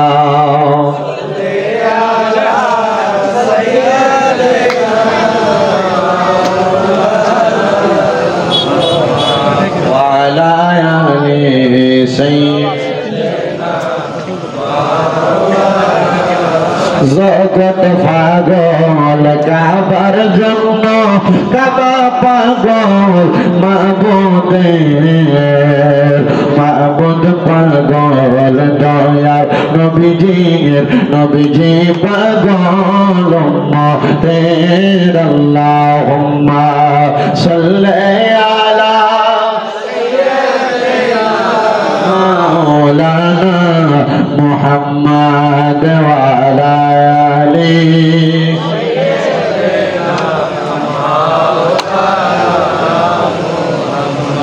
ভালো কাজ মানুষকে বিপদ থেকে উদ্ধার করে, এটার একটা নজির আপনারা দেখছেন তো? পাইছেন তো? আমাদের দ্বারা কি ভালো কাজ হবে না? আমরা কলের পানি হ্যাঁ, আমরা যে মোটামুটি দাঙ্গনের যে খেয়াল দিয়ে আমরা রাস্তা করে দিই কি কর হ্যাঁ, আমরা মানুষের কম ছাড়া মানুষের ধরনের গাছের আম ফাইলে হয়ে যাবো করা যাবে এগুলা? করা যাইব? আল্লাহ আমাদেরকে হেফাজত করে। আর জোরে কোন আমি আমি না আমার এটা এতটা ভালো না, একটু মহাপতে কইতে আর জোরে কোন আমি ওয়াজ যদি আর একটু সামনে বারে আপনারা কষ্ট হইব। আমি কিন্তু হুজুরের খবর নিয়ে আনি, হুজুর আইসা বসে মোটামুটি কথা বলবো রামচন্দ্রপুর রোডে রয়েছে, তাহলে আর কতক্ষণ লাগবেন যাইতে? বেশিক্ষণ সময় লাগবে না। এই সময়টা আপনারা আমার দিবেন নি? আমি জানি আপনারা আমার দিবেন, কারণ আমি এখানে কোনো নতুন না। আমি এই জায়গাতে দোয়া করছি কয়েকবার নাকি ইন্ডিয়া ওই যে নজরুল মালিক কয় ইন্ডিয়া মাদ্রাসার এই জায়গা মোটামুটি এই মুন্না আলিপুর রামপুর এই জায়গায় যা আছে কয়েক জায়গায় ওয়াজ করে লাইছি। তারপর আমার একটু সময় দিবেন আর একটু মহাপতি দুরূদ শরীফ পড়বেন। আল্লাহুম্মা সাল্লি মাওলানা মুহাম্মদ ওয়া আলা আলি সাইয়্যিদিনা। কেউ বড় হয় দমে জনে, কেউ পায় আবার মান সম্মানে, আমরা পাগল নবীর প্রেমে মুহাম্মাদিয়া রাসূলুল্লাহ। আল্লাহুম্মা সাল্লি আলা সাইয়্যিদিনা ওয়া আলা আলি সাইয়্যিদিনা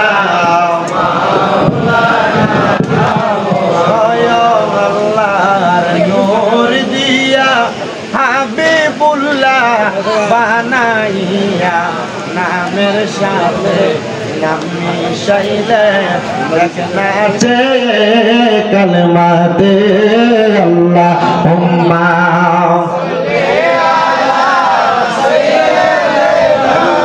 মাওলানা মুহাম্মদ ওয়া আলা আলি সাইয়্যিদিনা। আসেন আমার ভাইয়েরা বাবারা বন্ধুরা, এই মাসটা চলতেছে পবিত্র জিলহজ মাস। জোরে কোন কি মাস? এই জিলহজ মাসে আমার আল্লাহ তাআলা ইব্রাহিম নবীর মাধ্যমে ওনার সন্তান ইসমাঈল জবিউল্লাহর কুরবানি, ওনার সন্তানের জায়গায় জান্নাতি দুম্বা কুরবানির মাধ্যমে এই মাস শেষ করছে। আবার আমার আল্লাহ তাআলা এই ইসমাঈল আলাইহিস সালাতু ওয়াস সালামের পরবর্তী মানে জিলহজের কুরবানি পরবর্তী আরবি মাস শুরু করছে আমার আল্লাহ আরেকটা কুরবানির মাধ্যমে যে কুরবানিটা হয়েছে কারবালার ময়দানে, কথা ঠিক কিনা? ও বাবা, এই কারবালার বয়ান যদি সুন্নিরা করতে যায় তাইলে সুন্নিদের কারবালার বয়ান বড় লম্বা হবে, কিন্তু দেখবেন এলাকার আশেপাশের মধ্যে বিভিন্ন জায়গায় বড় বড় হুজুররা, বড় বড় বক্তারা ওয়াজ করে কথা সত্য, বদরের যুদ্ধের ওয়াজ করে, উহুদের যুদ্ধের ওয়াজ করে, খন্দকের যুদ্ধের ওয়াজ করে, লেকিন কারবালার যুদ্ধের ওয়াজ করে না। কারবালার যুদ্ধের ওয়াজ যদি করে তাইলে আমার নবীর গায়েবের খবরের প্রমাণ হয়ে যাবে, কথা কোন ঠিক কিনা? বন্ধুরে বলে হুজুর কেন প্রমাণ হবে? কারণ কারবালার ময়দানের পুরাটা যুদ্ধ এটা আমার নবীর ইলমে গায়েবের প্রমাণ। বলে হুজুর কেমনে ইলমে গায়েবের প্রমাণ? আমার দয়াল নবী রাহমাতুল লিল আলামিন নবীর কলিজার টুকরা সন্তান ছিলেন দুইজন ছেলে সন্তান, একজনের নাম তৈয়ব আর একজনের নাম ছিল তাহের। আমার নবীর দুইজন সন্তান আমার দয়াল নবী রাহমাতুল লিল আলামিন নবীর কাছে, আর আমার নবীর কলিজার টুকরা নাতি খাতুনে জান্নাত মা ফাতেমাতুজ জহরা রাদিয়াল্লাহু তাআলা আনহা, ওই খাতুনে জান্নাত ফাতেমার দুইজন সন্তান, একজনের নাম ইমাম হাসান আর একজনের নাম ইমাম হোসেন রাদিয়াল্লাহু তাআলা আনহুমা। আমার নবীজি ওনার ছেলেদের চাইতে হযরত ইমাম হাসান হোসেনকে বেশি ভালোবাসতেন। দয়াল নবীর প্রশ্ন করা হয়, ইয়া রাসূলুল্লাহ, ইয়া হাবিবাল্লাহ নবী গো,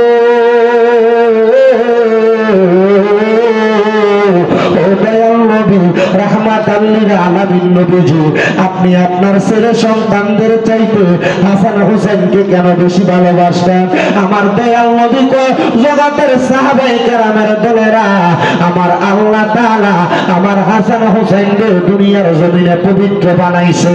আল্লাহ কোরআনে কয়, ইন্নামা ইউরিদুল্লাহু লিইউযহিবা আনকুমুর রিজসা আলাল বাইতি ওয়া ইউতাহহিরাকুম তাতহীরা। আমার আল্লাহ কয়, নিশ্চয়ই বন্ধু নবী গো, যারা আপনার আহলে বায়াত, যারা আপনার বংশধর, আমি আল্লাহ তাআলা তাদেরকে পবিত্র বানিয়ে দিছি। আমার দয়াল নবী ডাক দিয়ে কয়, সাহাবায়ে কেরাম, আমার ইমাম হাসান ইমাম হোসেন এই দুইজন হবে জান্নাতের যুবকদের সরদার। আমার উম্মতের মধ্যে যে যুবকেরা দুনিয়ার জমিনে আমি নবীর মুহাব্বত করবে, ভালোবাসবে, তারা আমার ইমাম হাসান আর হুসাইনের সাথে জান্নাতের মধ্যে যাবে। আমার দয়াল নবী রাহমাতুল লিল আলামিন নবী কয়, জগতের মানুষ, আমি ইমাম হাসান আর ইমাম হোসেন রাদিয়াল্লাহু তাআলা আনহুমা এই দুইজনকে আমার সাথে নিয়ে আমি রওনা করলাম মসজিদে নববীর দিকে। হাসান হোসেন আরবের মরুভূমির মদিনা শরীফের পাথরের আঁকা বাঁকা রাস্তা দিয়ে যখন হাঁটে, হাসান হোসেন উফ আহ করে শব্দ করতে লাগলো। আমি বুঝতে পারলাম মরুভূমির পাথরগুলা তাদেরকে বড় কষ্ট দেয়, তাদেরকে বড় আঘাত দেয়।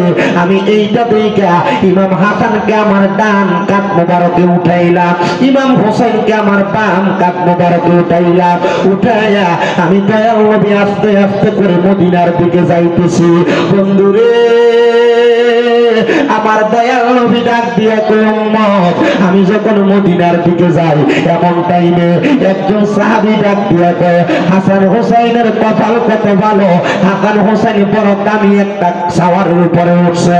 আমার নবীজি মাথা মুবারকটা ফিরাইয়া ডাক দিয়া কয়, সাহাবী, আমার কপাল হাসান হোসেনের কপাল শুধু ভালো না, হাসান হোসেন যে সাওয়ারের উপরে উঠছে এই সাওয়ার শুধু দামি না, সাওয়ারের উপরে যে দুইজন সাওয়ারি আছে হযরত ইমাম হাসান আর হোসেন, এই সাওয়ারের সাথে এই সাওয়ারি দুইজন আমার আল্লাহ তাআলার কাছে দামি। তোমরা তাদেরকে দামি মনে করো, তোমরা দামি মনে কইরা তাদেরকে সম্মান করো।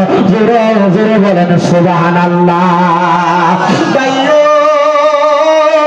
আমার দয়াল নবী এই কথাটা বইলা হযরত ইমাম হাসান হোসেন নিয়া আমার নবী মদিনা শরীফে প্রবেশ করছে। মদিনা শরীফে প্রবেশ কইরা আমার নবীজি ইমাম হাসান আর হোসেন রাদিয়াল্লাহু তাআলা আনহুরে নবীজির ডান মোবারক এবং বাম মোবারকের উপরে বসায়া আমার নবীজি ইমাম হাসান হোসেনকে আদর করতেছে। এমন টাইমে মুআল্লিমুল মালায়েকা হযরত জিবরাইল আলাইহিস সালাতু ওয়াস সালাম, সব জিবরাইলদের প্রস্তাব হযরত জিবরাইল আলাইহিস সালাম ফেরেশতার উস্তাদ হযরত জিবরাইল আলাইহিস সালাম আয়েশা আমার নবীর কাছে ডাক দিয়া কয় নবী গো ইয়া রাসূলুল্লাহ নবী গো আমার আল্লাহ বলছে আপনার এই আদরের দুইজন নাতি তাইকা একজন নাতিরে আমার আল্লাহ তাআলার ওয়াস্তে আল্লাহ নিয়ে যাইব আমার দয়াল নবী ডাক দিয়া কয় জিবরাইল আমার আল্লাহরে জানায়া দাও আমি আমার এই দুইজন নাতির একজনকে দিতাম না আমি নবীর দুইজন সন্তান আছে রে এই মধ্যে থেকে একটা সন্তানকে নিয়ে যাইতে বলো আমার আল্লাহ তাআলা আমার নবীর ইচ্ছা তারে মানব জাতির কাছে ধর্ম বানায়া পাঠাইছে নবী যা ইচ্ছা করত মানব জাতি সেই ইচ্ছার আমল করা লাগতো এখনো পর্যন্ত করে কিয়ামত পর্যন্ত করবে করতে থাকা লাগবে যদি করতে পারেন মুমিন যদি না করতে পারেন বেঈমান হয়ে যাবেন এবার জিবরাইল অল্প কিছুদিন পর আবার আমার নবীর কাছে আসতেন আয়েশা ডাক দিয়ে কয় ইয়া রাসূলুল্লাহ ইয়া হাবিবাল্লাহ নবী গো আমার আল্লাহ বলতে এই দুইজন নাতি থেকে একজনকে আপনার দেওয়া লাগবে নবী আমার ডাক দিয়ে কই জিবরাইল এর আগে একজন সন্তান নিয়ে গেছে আমার আল্লাহকে বলো আমার দুইজন সন্তান তাই নাতি তাইকা এই দুইজনের কাউকে আমি দিতাম না আমার আরেকটা বাকি সন্তান ওই সন্তানকে দেন আমার আল্লাহ তাআলা আল্লাহর কাছে নিয়ে যায় আল্লাহ নবীদের দুইটা সন্তানকে নিয়ে গেছে দ্বিতীয়বার জিবরাইল আবার আমার নবীর কাছে এসে ডাক দিছে হাজির ইয়া রাসূলুল্লাহ আমার আল্লাহ বলছে এবারে দুইজন নাতি থেকে একজন নাতিরে বিদায় দেওয়া লাগবে আমার নবী ডাক দিয়া কই জিবরাইল এর আগে আমি আমার দুইজন সন্তানকে দিয়া দিছি আমি আল্লাহর কাছে কিছু চাই না কিন্তু জিবরাইল আমি দয়াল নবী আমার দুইজন নাতি থেকে একজন নাতি যদি আমি দিয়া দেই যে আমার আল্লাহরে দিগাও আমার আল্লাহ এই দুইজন নাতি নেওয়ার বিনিময় শহীদের বিনিময় আমি দয়াল নবী আমার আল্লাহ তাআলা কি দান করবে কিন্তু আমি নবী দি আমি নবীর জন্য কোনো কিছু চাই না আমার বংশধরের জন্য চাই না আমি নবী চাই আমার গুনাহগার উম্মতের জন্য জিবরাইল আমার আল্লাহ তাআলার কাছে জানিয়ে দিতে আল্লাহ আপনার নবী দুইজন সন্তান আপনার ওয়াস্তে দিয়া দিছে কিন্তু আপনার কাছে কিছু চায় নাই কিন্তু আমার আল্লাহ তাআলার কাছে এই দুইজন নাতির বিনিময়ে কিছু চাইছে আমার আল্লাহ ডাক দিয়া কয় জিবরাইল আমার নবীরে জানাইয়া দাও আমার নবীজির কলিজার টুকরা বড় নাতি ইমাম হাসান রাদিয়াল্লাহু তাআলা করে ওই এলাকার জমিনে কুফানপুরের বড় বড় পাগড়িওয়ালা পাঞ্জাবিওয়ালা কিছু মুনাফিক মুসলমান দাবিদার এরা আমার ইমাম হাসান রে ক্ষমতার লোভে পড়িয়া এরা চেয়ারের লোভে পড়িয়া আমার ইমাম হাসান রে তারা বিষ পান করে দিবে তাই বলবা আমার আল্লাহ তাআলা ইমাম হাসান রে জান্নাতের যুবকের সরদার ঘোষণা দিয়া দিছে আমার নবী ডাক দিয়া কয় এ জিবরাইল একজনকে নেওয়ার বিনিময়ে না সরদার ঘোষণা দিছে তো দ্বিতীয় ইমাম হুসাইন রে নিয়ে যাবে আমার আল্লাহ তাআলা আর কি দিবে আমার আল্লাহ কই ইমাম হুসাইন রেও জান্নাতের সরদার বানায়া দিছি তবে মনে রাখবা ইমাম হুসাইনের শাহাদাতটা দুনিয়ার সাধারণ মৃত্যুর মতো হবে না বলে কেন রে জিবরাইল বলে জিবরাইল আইসা খবর দেয় নবী গো ইমাম হুসাইন যখন শাহাদাত বরণ করবে ইমাম হুসাইনের কারবালার ময়দানে তারা দাওয়াত কইরা নিয়ে যাবে দাওয়াত কইরা নিয়া তারা ইমাম হুসাইনের গলা মোবারকের মধ্যে তরবারি চালায়া দিব শুনেন গো ও দয়াল নবীজি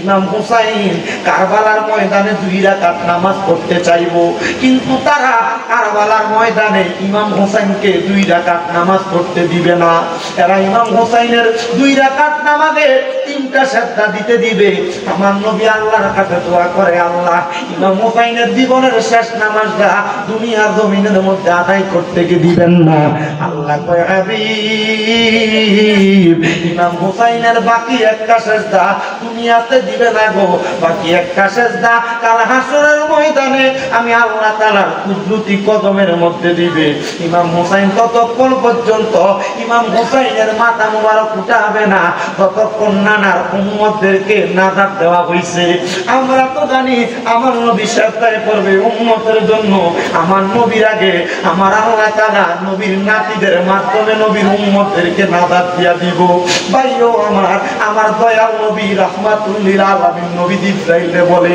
ও জিবরাইল কেমনে গো আমার ইমাম হুসাইন শাহাদাত বরণ করব? এটার একটা নবীর কি বুঝাইতে দেখাইতে পারবা? লাল রঙের একটা কাপড়ে পেঁচায়া কারবালার ময়দানের মাটি গুলাই না আমার নবীজির হাত মুবারকে দিছে, দিয়া ডাক দিয়া কই নবী এই মাটি যে সময় যখন লাল হইয়া যাবে তখনই আপনার ইমাম হুসাইন কারবালাতে শহীদ হইয়া যাবে, তবে আপনি নবী দুনিয়াতে থাকবেন না। আমার নবী ডাক দিয়া কয়, আমি এই কাপড়ের মাটি গুলা লইয়া আমার নবীজির কলিজার টুকরা নাতির হাতের মধ্যে এবং উম্মে কুলসুম নামক একজন নবীজির ইমাম হুসাইনের ছুটি আমার হাতে দিয়া ডাক দিয়া কয়, তোমার কাছে রাখো, এই মাটি যখন লাল হবে তখন আমার হুসাইন কারবালায় শহীদ হয়ে যাবে। ভাই ও কিন্তু আমার নবীজি বলতে, ও জগতের মানুষের দলেরা, আমার হুসাইন কারবালার ময়দানে যে শাহাদাত বরণ করবে, কারবালার ময়দানে আমার ইমাম হুসাইনের এক এক ফোঁটা রক্ত মুবারকের বিনিময়ে আমার আল্লাহ তাআলা আমি নবীর কাছে ওয়াদা করছে, আমি নবীদের লক্ষ লক্ষ কোটি কোটি গুনাহগার উম্মতের নাজাত দিয়া দিবে। আরে মা ফাতেমার নয়ন মনি হযরত আলীর জান, মা ফাতেমার নয়ন মনি হযরত আলীর জান, ইমাম হোসেন শহীদ হলো কারবালার ময়দানে, ইমাম হোসেন শহীদ হলো কারবালার ময়দানে। বলেন মা ফাতেমার নয়ন মনি হযরত আলীর জান, মা ফাতেমার নয়ন মনি জানে, ইমাম হোসেন শহীদ হলো কারবালার ময়দানে, ইমাম হোসেন শহীদ হলো কারবালার ময়দান। ঈদের দিনে নতুন পোশাক পরলো সকলে, হাসান হোসেন কান্দে নানা পোশাক দাও বলে, ঈদের দিনে নতুন পোশাক পরলো সকলে, হাসান হোসেন কান্দে নানা পোশাক দাও বলে, দয়াল নবী করলো দোয়া ও গো রাব্বানা, জান্নাত থেকে কুদরতের পোশাক পাঠাও না। লাল সবুজের সেই পোশাকে কারবালার ঈশান, লাল সবুজের সেই পোশাকে কারবালার ঈশান, ইমাম হোসেন শহীদ হলো কারবালার ময়দানে, ইমাম হোসেন শহীদ হলো কারবালার ময়দানে। বলেন মা ফাতেমার নয়ন মনি হযরত আলীর জান, বলেন মা ফাতেমার হযরত আলীর জান, ইমাম হোসেন শহীদ হলো কারবালার ময়দানে, ইমাম হোসেন শহীদ হলো কারবালার ময়দান। লাল রঙের পোশাক হতে মাটি নিল হাতে, সেই মাটির কাহিনী হবে হুসাইনের সাথে। লাল রঙের পোশাক হতে মাটি নিল হাতে, সেই মাটির কাহিনী হবে হুসাইনের সাথে। সীমার যখন করবে জবাই নিজের হাতে, মাটি রক্ত হয়ে মিলবে কারবালার সাথে।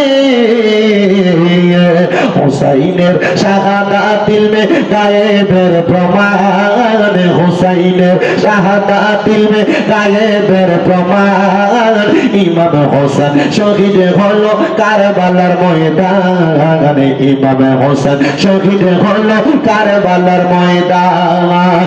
নবীর আওলাদ নূহের কিস্তি নবীজির বয়ান, আবু যর গিফারির হাদিসে প্রমাণ, নবীর আওলাদ নূহের কিস্তি নবীজির বয়ান, আবু যর গিফারির হাদিসে প্রমাণ। জীবনে দিবে ঈমান পাবে সুন্নিদের পথে, জান্নাতে তোর জায়গা হবে হুসাইনের সাথে। জীবনে দিবে ঈমান পাবে সুন্নিদের সাথে, জান্নাতে তোর জায়গা হবে হুসাইনের সাথে। সুন্নি জনতা গ্রহণ কর নবীর আহ্বান, সুন্নি জনতা গ্রহণ কর নবীর আহ্বান। ইমাম হোসেন শহীদ হলো কারবালার ময়দানে, ইমাম হোসেন শহীদ হলো কারবালার ময়দানে। বলেন মা ফাতেমার নয়ন মনি হযরত আলীর জান, মা ফাতেমার নয়ন মনি হযরত আলীর জান। ইমাম হোসেন শহীদ হলো কারবালার ময়দান, ইমাম হোসেন শহীদ হলো কারবালার ময়দান।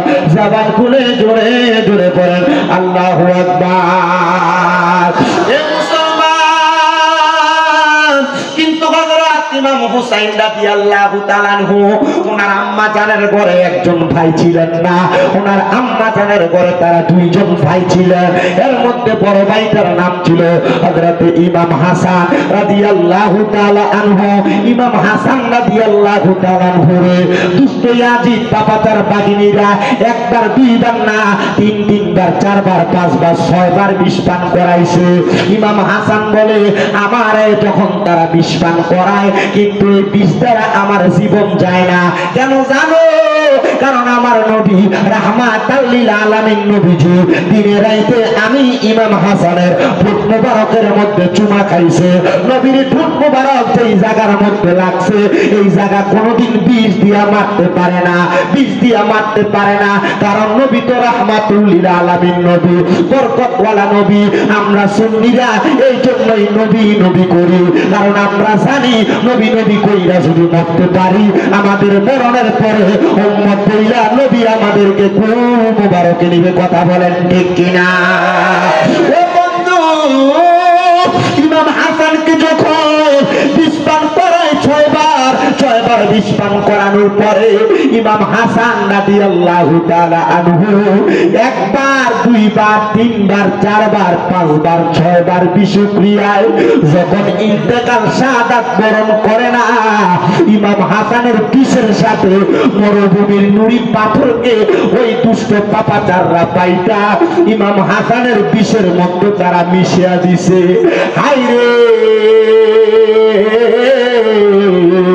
ইমাম হাসান যখন ওই শরবতের পেয়ালা পান করেছে ছোট ছোট পাথর গুলা ইমাম হাসানের পেটের মধ্যে যাইয়া নারী বুড়ি গুলা পর্যন্ত ছিটকা ফেলছে।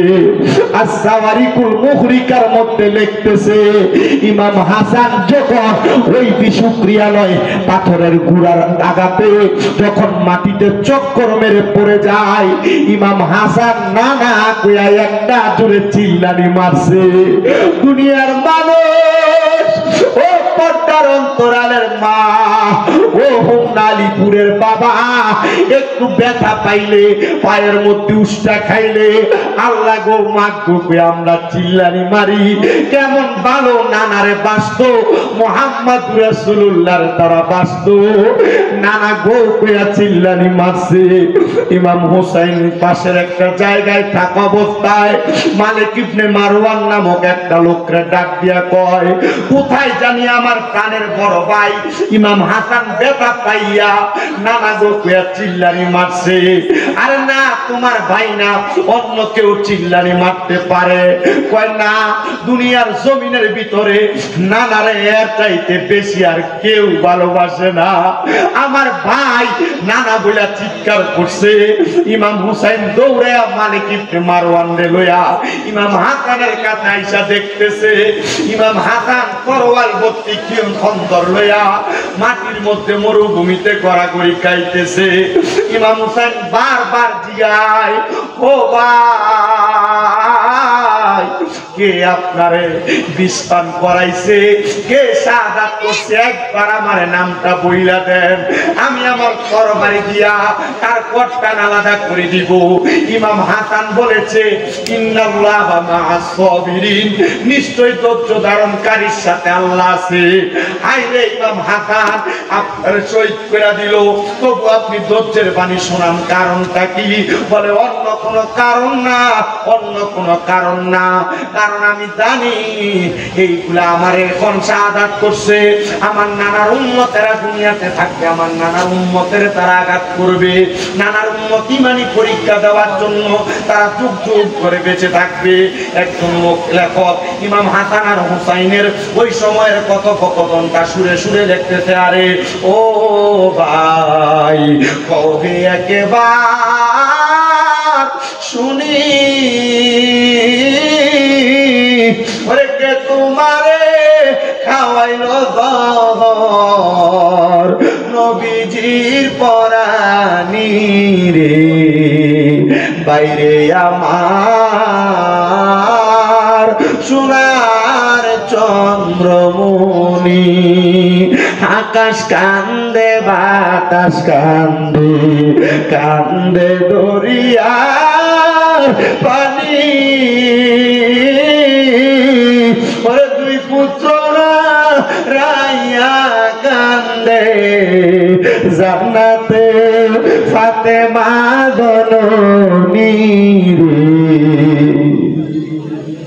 বাইরে আমার সোনার চন্দ্রমণি ছোট ভাই কয় বড় ভাই রে ও ভাই কেমনে যাও লিয়া আজকে থেকে গেলাম আমি বাইগারা হইয়া রে বাইরে আমার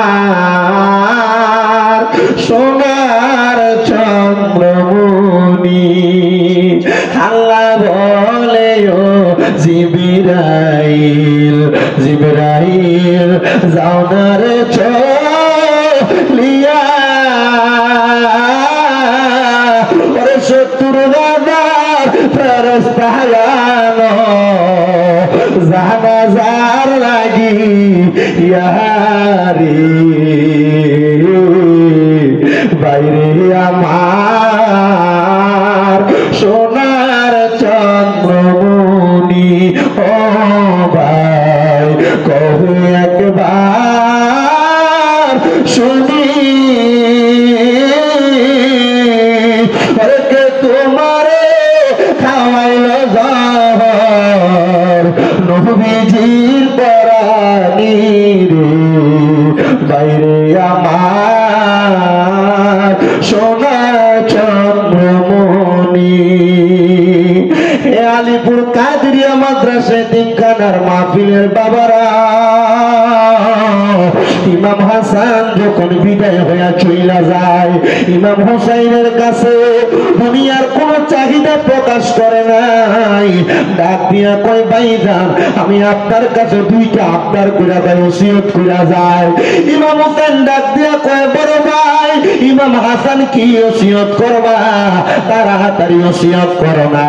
ইমাম হাসান ডাক দিয়া কয় ভাইজান আমার ১ নাম্বার ওসিয়ত, আমি যখন দুনিয়া থেকে শহীদের পেয়ারা পান কইরা আমার পান পাখিটা বাহির হয়ে যাবে, আপনি এখান থেকে যদি মদিনা শরীফে আমার নানা রওজা মুবারকে যায় আমি ইমাম হাসানের পক্ষ থেকে একটা সালাম আমার নানা রওজা মুবারকে পৌঁছে দিবেন।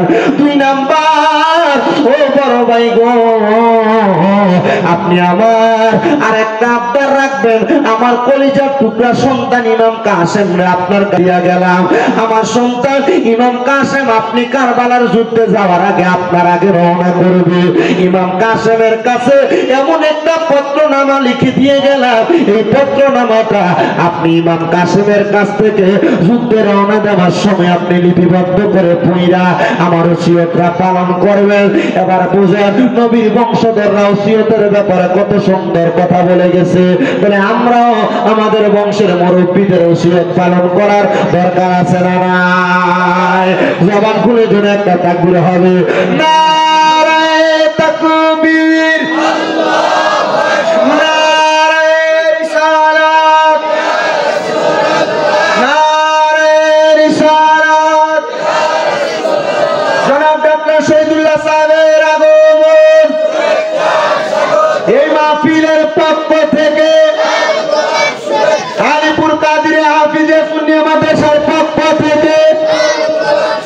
নারে তাকবীর, সবাই জোরে পড়েন মারহাবা। আমরা দেখতে পাচ্ছি আজকের মাহফিলে যিনি সম্মানিত উদ্বোধক, যিনি আপনাদের আবাসিক মেডিকেল অফিসার উপজেলা স্বাস্থ্য কমপ্লেক্স জনাব ডাক্তার শহীদুল্লাহ সাহেব, উনি এসে উপস্থিত হয়েছেন। আপনারা খুশি না বেজা? সবাই করি আলহামদুলিল্লাহ। উনি শুধু আপনাদের মাহফিল উদ্বোধক হয়ে আসছেন, শুধু কথাটা কিন্তু স্বাভাবিক এটা নয়। ওনার গ্রাম দড়িবাসা নিয়ে তো ওনার গ্রাম দড়িবাসানিয়া, ওনাদের কলিজাটা এত বড় এত বড়। দড়িবাসানিয়া এলাকায় ওনারা বিশাল এক প্রজেক্ট তৈরি করছেন মাদ্রাসার জন্য। মারহাবা বলেন না? আদবে মুস্তাফা সাল্লাল্লাহু আলাইহি সাল্লাম হাফিজে মাদ্রাসা এতিমখানা ওনাদের এলাকার মানুষ 43 শতক জায়গায় মাদ্রাসার জন্য দিয়ে দিচ্ছে। গত মাহফিলে গত বছর আমি দীর্ঘ 5 বছর টানা ওদের এখানে যাচ্ছি মাহফিলে, আলহামদুলিল্লাহ করেন না? গত বছর ওনাদের এলাকার মানুষ শুধু লক্ষ লক্ষ টাকা ওনাদের মাহফিলে দান করছে এই মাদ্রাসার জন্য। আপনারা দোয়া করবেন আল্লাহ তাআলা ওনাদেরকে দিয়ে যেমন ভাবে জনসেবা করাচ্ছেন, আল্লাহ তাআলা যেন এই আলিপুর কাদিরিয়া হাফিজিয়া পুনিয়া মাদ্রাসারও একটা ভালো কাজে ডাক্তার শহীদুল্লাহ সাহেবরা লাগায় দেয়। আমিন পড়েন। আপনারা আমাদের নমুনা বোঝা দেয়, উনি যদি মাদ্রাসার কোনো ভালো কাজ করে আপনারা কোন দিয়ে কইমা দেবো গা? কইমা দেবো গা? মাদ্রাসা দিলে কি লস হইব? লস হইব? তারা আপনারা কত সুন্দর করে ফতোয়া দিয়া দিব, না না না সুন্নি মাদ্রাসায় দিস না, মাদ্রাসা দিস না। আবার কিটা কালা বাবার মাদ্রাসা কোনো কিছু দিস না, মানত করিস না, আমরা মাদ্রাসা তেলা কথা কোন করে কেল্লা বাবার মাজারে দিলে তো মানছে খায়, মাদ্রাসা দিলে তো মানছে খা। তো কেল্লা বাবার মাজারে দিলে হারাম, তোমার কাছে দিলে হারাম। বলে না এরা স্বার্থের ব্যাপারে ফতোয়া দেয়। কথা কন না কেন? এরা ফাইবার লেগে ফতোয়া দেয়, কয় মরার পরে 60 দিনে 40 করে খানা করিস না। আবার যদি কই খানা দি রাইন্দা তার মাদ্রাসা দেলাইবো তাহলে খুশি হবে। কথা কন না কেন? আছে না নাই? আল্লাহ এরা থেকে আপনাদের হেফাজত করো। আমি কারোর বদনাম করি না ভাইজান। এই পৃথিবী সুন্দর স্বাভাবিক স্বাধীনতা নিয়ে চলে। একটা মাদ্রাসা দিনী শিক্ষা প্রতিষ্ঠান কোরআন শিক্ষা গ্রহণ করবে। এখানে যদি কেউ কোনো কিছু দান করে সদকা করে তা আপনারা এটার বেজাত ফুটলে দেন কে লেগা? না জ্বালাইলে তো আমরা বাগেরটা খুলে দেবো। কথা কোন ঠিক না? ডাক্তার শহীদুল্লাহ সাহেব যদি আলিপুর মাদ্রাসায় কিছু একটা হক আপনারা কারা কারা হাত তুলেন? ওই চাইনা বলে চান কি চান না? একটা বলছে মনে হয় অল্প চাই, দুইটা দুটো একটা দূরে যাইতে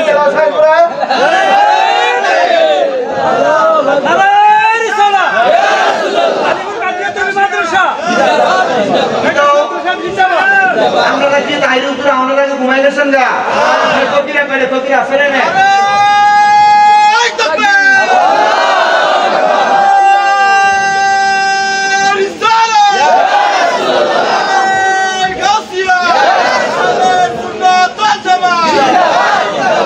মারহাবা আসতে গেছে মারহাবা। মাদ্রাসার উন্নয়ন হইলে আমরা লাভ না লস, কোরআন হাদিস শিখলে লাভ না লস। আলিপুর মাদ্রাসায় এতিম পোলাপান আছে না নাই? মা নাই এমন বহুত পোলাপান আছে, চিকিৎসা করাইতে পারেন এমন বহুত এতিম পোলাপান আছে। তাহলে আপনারা মাদ্রাসার প্রতি খেয়াল রাখবেন তো।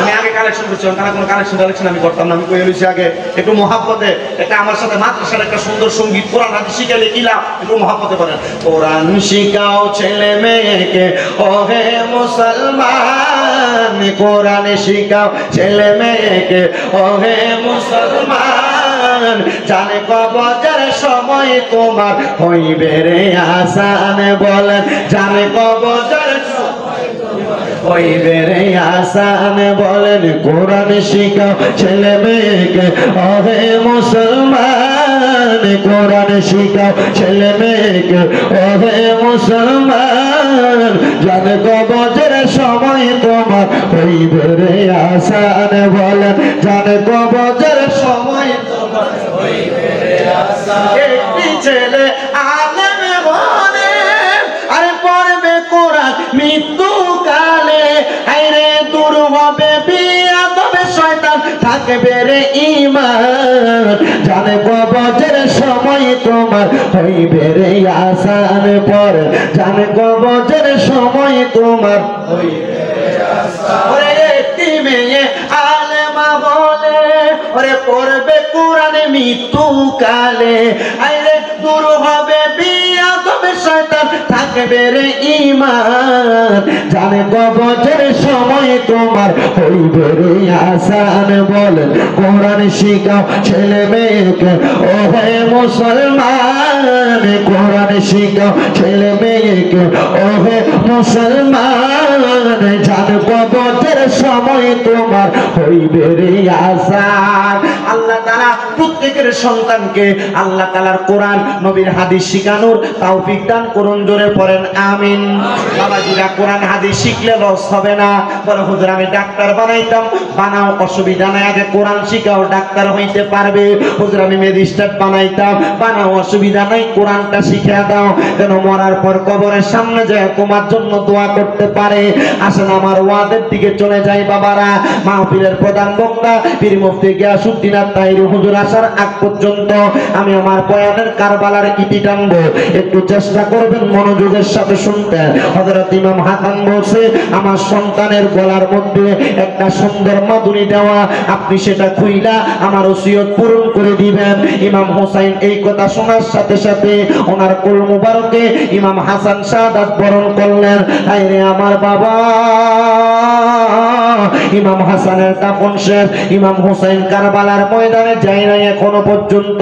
এদিকের দলেরা কারবালা থেকে একটা দুইটা তিনটা না 1200 মতান্তরে 1250 চিঠি পাঠাইছে ইমাম হুসাইনের কাছে। কত সুন্দর চিঠির মধ্যে লেখা দিছে, ও ইমাম হুসাইন আপনি কারবালার ময়দানে আসেন না, আপনি যদি আসেন আমরা আপনার কাছে বায়াত গ্রহণ করব।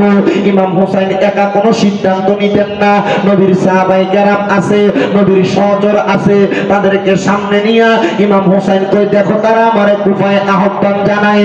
নবীর সহচররা ডাক দিয়ে কয় ও ইমাম হুসাইন আপনি যদি কারবালায় যান, আপনি যদি কুফাতে যান, আপনার বংশধরের মধ্যে আপনার কলিজার টুকরা বাবা হযরতে আলী কাররামাল্লাহু ওয়াজহুকে তারা কুফা নগরীতে নিয়ে নামাজরত অবস্থায় তীর মেরে দিছে, ওনার পায়ের মধ্যে তীর লাগছে। ও হুসাইন আপনি কারবালায় যাইয়েন না।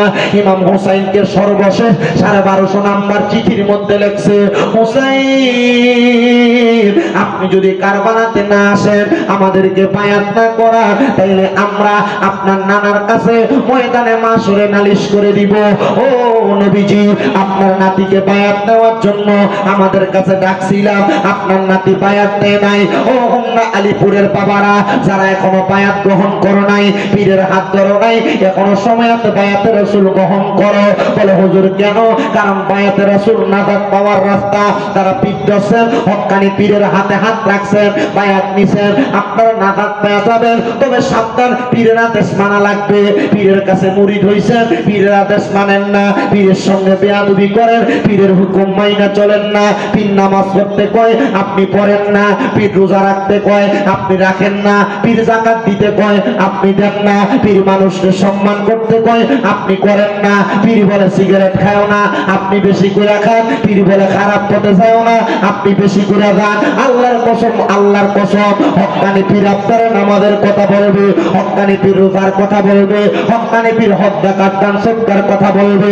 আর যারা বন্ধ তারা পেছনে উরুসের নাম দিয়ে গান বাজনা করবে। কথা কই না করে হয় কি হয় না? আপনার হোমনা এলাকায় কি কম না বেশি?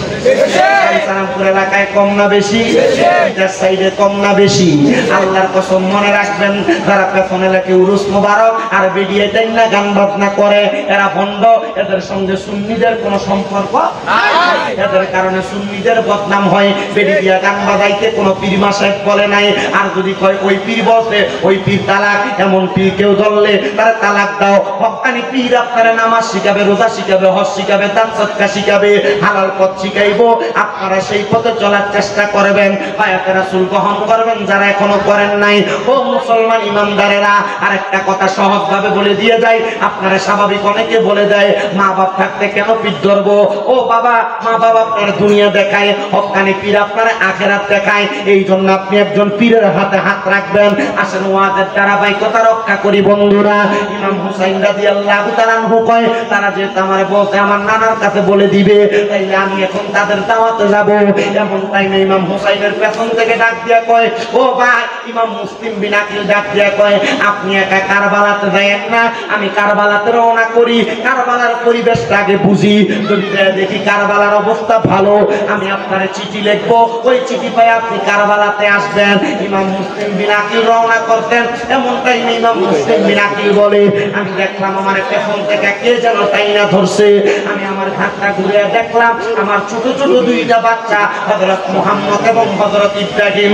আমি তাদেরকে জিজ্ঞাসা করলাম, ও বাবা মুহাম্মদ, ও বাবা ইব্রাহিম, তোমরা ছোট মানুষ আমার পেছন দিয়ে কেন আটকাইলা? বলে, বাবা আপনি যান কোথায়? বলে, কুফা নগরীতে যাই, দেখবো কুফার অবস্থা কেমন। যদি দেখি অবস্থা ভালো, আমি ইমাম হুসাইনকে বলবো যাওয়ার জন্য। আব্বা কেন যাইবেন? বলে, আমার আগে যদি ইমাম হুসাইন কারবালাতে যাইয়া শাহাদাত বরণ করে, তাইলে ইমাম হুসাইন রাদিয়াল্লাহু তাআলা আনহুর ব্যাপারে আমি আমার নবীর কাছে মুখ দেখাইতে পারবো না। আমার নবী যদি কয়, ও মুসলিম বিন আকিল, তুমি বাইচা থাকতে আমার নাতি ইমাম হুসাইন কারবালাতে শাহাদাত বরণ করলো, ও মুসলিম বিন আকিল, তুমি কেন গেলে না কারবালায়? আমি এটার উত্তর দিতে পারবো না। 7-8 বছরের ছোট দুইটা বাচ্চা মুহাম্মদ এবং ইব্রাহিম ডাক দিয়া, আব্বা আপনার নবী জিগাইব, আপনারে কি জিজ্ঞাসা করবে না? আমরাও আপনার সঙ্গে কারবালাতে যাব। 7 বছর 8 বছর রওনা করছে কারবালার ময়দানে। মুসলিম বিন আকিল কারবালার ময়দান পর্যন্ত পৌঁছাইছে। ইবনে জিয়াদের বাড়ির সামনে দাওয়াত দিয়া সুন্দর করে ঘরে বসায়া ইবনে জিয়াদ মুসলিম বিন আকিল নিজে চিঠি লেখাইছে। কারবালার অবস্থা বড় ভালো, ইমাম হুসাইন আপনি কারবালায় আসেন। চিঠিটা বাহকের কাছে দিয়া মুসলিম বিন আকিলের হাতগুলা বাইন্ধা ফেলছে, ছোট দুইটা বাচ্চার হাতগুলা বেঁধে ফেলছে। মুসলিম বিন আকিল ডাক দিয়া কয়, আপনি বায়াত গ্রহণ করাবেন না, আপনি আমাদের কাছে বায়াত নিবেন। ইমাম হুসাইন আসলে আমাদের কাছে বায়াত নিবে। ও বন্ধু, আহলে বায়াতের সদস্যরা ইয়াজিদের কাছে বায়াত দিতে পারেন না। আল্লাহ আমাদেরকে কত ভালো নসিব দিছে। ইমাম হুসাইনের হুসাইনিয়ত, ইমাম হুসাইনের কারবালার ময়দানে শহীদ হওয়া, রক্ত দেওয়ার মাধ্যমে আমাদেরকে হুসাইনি ইসলাম দিয়া গেছে। যদি আপনি হুসাইনি ইসলাম না পাইতেন, আপনি এখনো পর্যন্ত এই বিদ্যার কাতারে থাকতেন। বলে, হুজুর কেন? কারণ এদিক কারবালার ময়দানে নামাজ পড়ছে। ইমাম হুসাইনের গলা মুবারকের মধ্যে ছুরি দেওয়ার আগে ইবনে জিয়াদ খবর দিয়া বলছিল, তাড়াতাড়ি হুসাইনের গলায় ছুরি চালা, আসরের নামাজের সময় চলে যাইতেছে। আর যেই নাতির নানার কারণে নামাজ পাইলা, যেই নাতির নানার কারণে রোজা পাইলা, যেই নাতির নানার কারণে হজ যাকাত দান সদকা পাইলা, ওই নানার নাতির গলাতে ছুরি চালে এখন নামাজ করবা। কারণ ওই নানার নাতির কষ্ট দিয়া নামাজ পড়লে জান্নাত পাইবা না। কারণ ওই জান্নাতের যুবকদের সরদারি হবে ইমাম হুসাইন। সুবহানাল্লাহ, মুহাম্মদের আওয়াজে কন্যা সুবহানাল্লাহ। ও নবীর উম্মতের দলেরা, আরেকটু মনোযোগ দিয়ে আলোচনাটার ভিতরের দিকে প্রবেশ করি। ইমাম হুসাইন রাদিয়াল্লাহু তাআলা ওই ভাইজান, উনি যখন মুসলিম বিন আকিল ওই ইবনে জিয়াদের হাতে বন্দী, ওনার 2 সন্তান সহ কারাগারে প্রবেশ করাইলেন। মুসলিম বিন আকিল রাদিয়াল্লাহু তাআলা ওই কারাগারের দরজায় যিনি প্রহরী ছিল, উনি ডাক দিয়া, আপনার চেহারা বড় সুন্দর, আপনার চেহারা বড় নুরানি, আপনার দেখতে বড় ভালো লাগে, আপনি কি আহলে বায়াতের এমন একজন নাকি? বলে, হ্যাঁ। বলে, আমার বড় শখ ছিল আহলে বায়াতের কাউরে যদি আমি পায়া যাই, আমি তার হাতে হাত রাইখা বায়াত গ্রহণ করব। ও হুজুর, আমি আপনাদেরকে বন্দী রাখতে পারবো না, আমি আপনার কাছে বায়াত নিলাম, আপনারা এখান থেকে ছেড়ে দিলাম। মুসলিম বিন আকিলকে ছেড়ে দিয়া বায়াত গ্রহণ করে যখন ছেড়ে দিতে কত দরজায় যায়, মুসলিম বিন আকিলরে কেউ জায়গা দেয় না। ইবনে জিয়াদ ঘোষণা দিতে, মুসলিম বিন আকিলরে যার ঘরে রাখবা তারে আমি কতল করে ফেলবো। মুসলিম বিন আকিল কত মানুষের কাছে পানি চাই, কেউ পানি দেয় না। কিন্তু ওই কারবালা এলাকায় একটা মহিলা ছিল, ওই মহিলাটা ডাক দিয়া বলতেছে, আমার কাজ ছিল ইবনে জিয়াদের মানে এজিদের বাড়িতে কাজ করা, দাসীবান্দিগিরি করা। কিন্তু যখন আমার সামনে চলে আসলো হযরত ইমাম হুসাইনের আওলাদ, আহলে বায়াতের আওলাদ হযরত মুসলিম বিন আকিল, আমার দরজায় এসে পানি চাইছে, আমি তারে ফিরিয়ে দিতে পারি নাই। ও ইবনে জিয়াদের দাসী, ইবনে জিয়াদের বান্দি, তুমি কেন তারে ফিরিয়ে দাও না? বলে, আমি যদি তারে পানির জন্য ফিরিয়ে দেই, আর যদি আমার নবী আমারে বলে আমার আহলে বায়াত, আমার বংশধর তোমার কাছে পানি চাইছে, তুমি দাও নাই, আমি নবীর কাছে উত্তর দিতে পারবো না।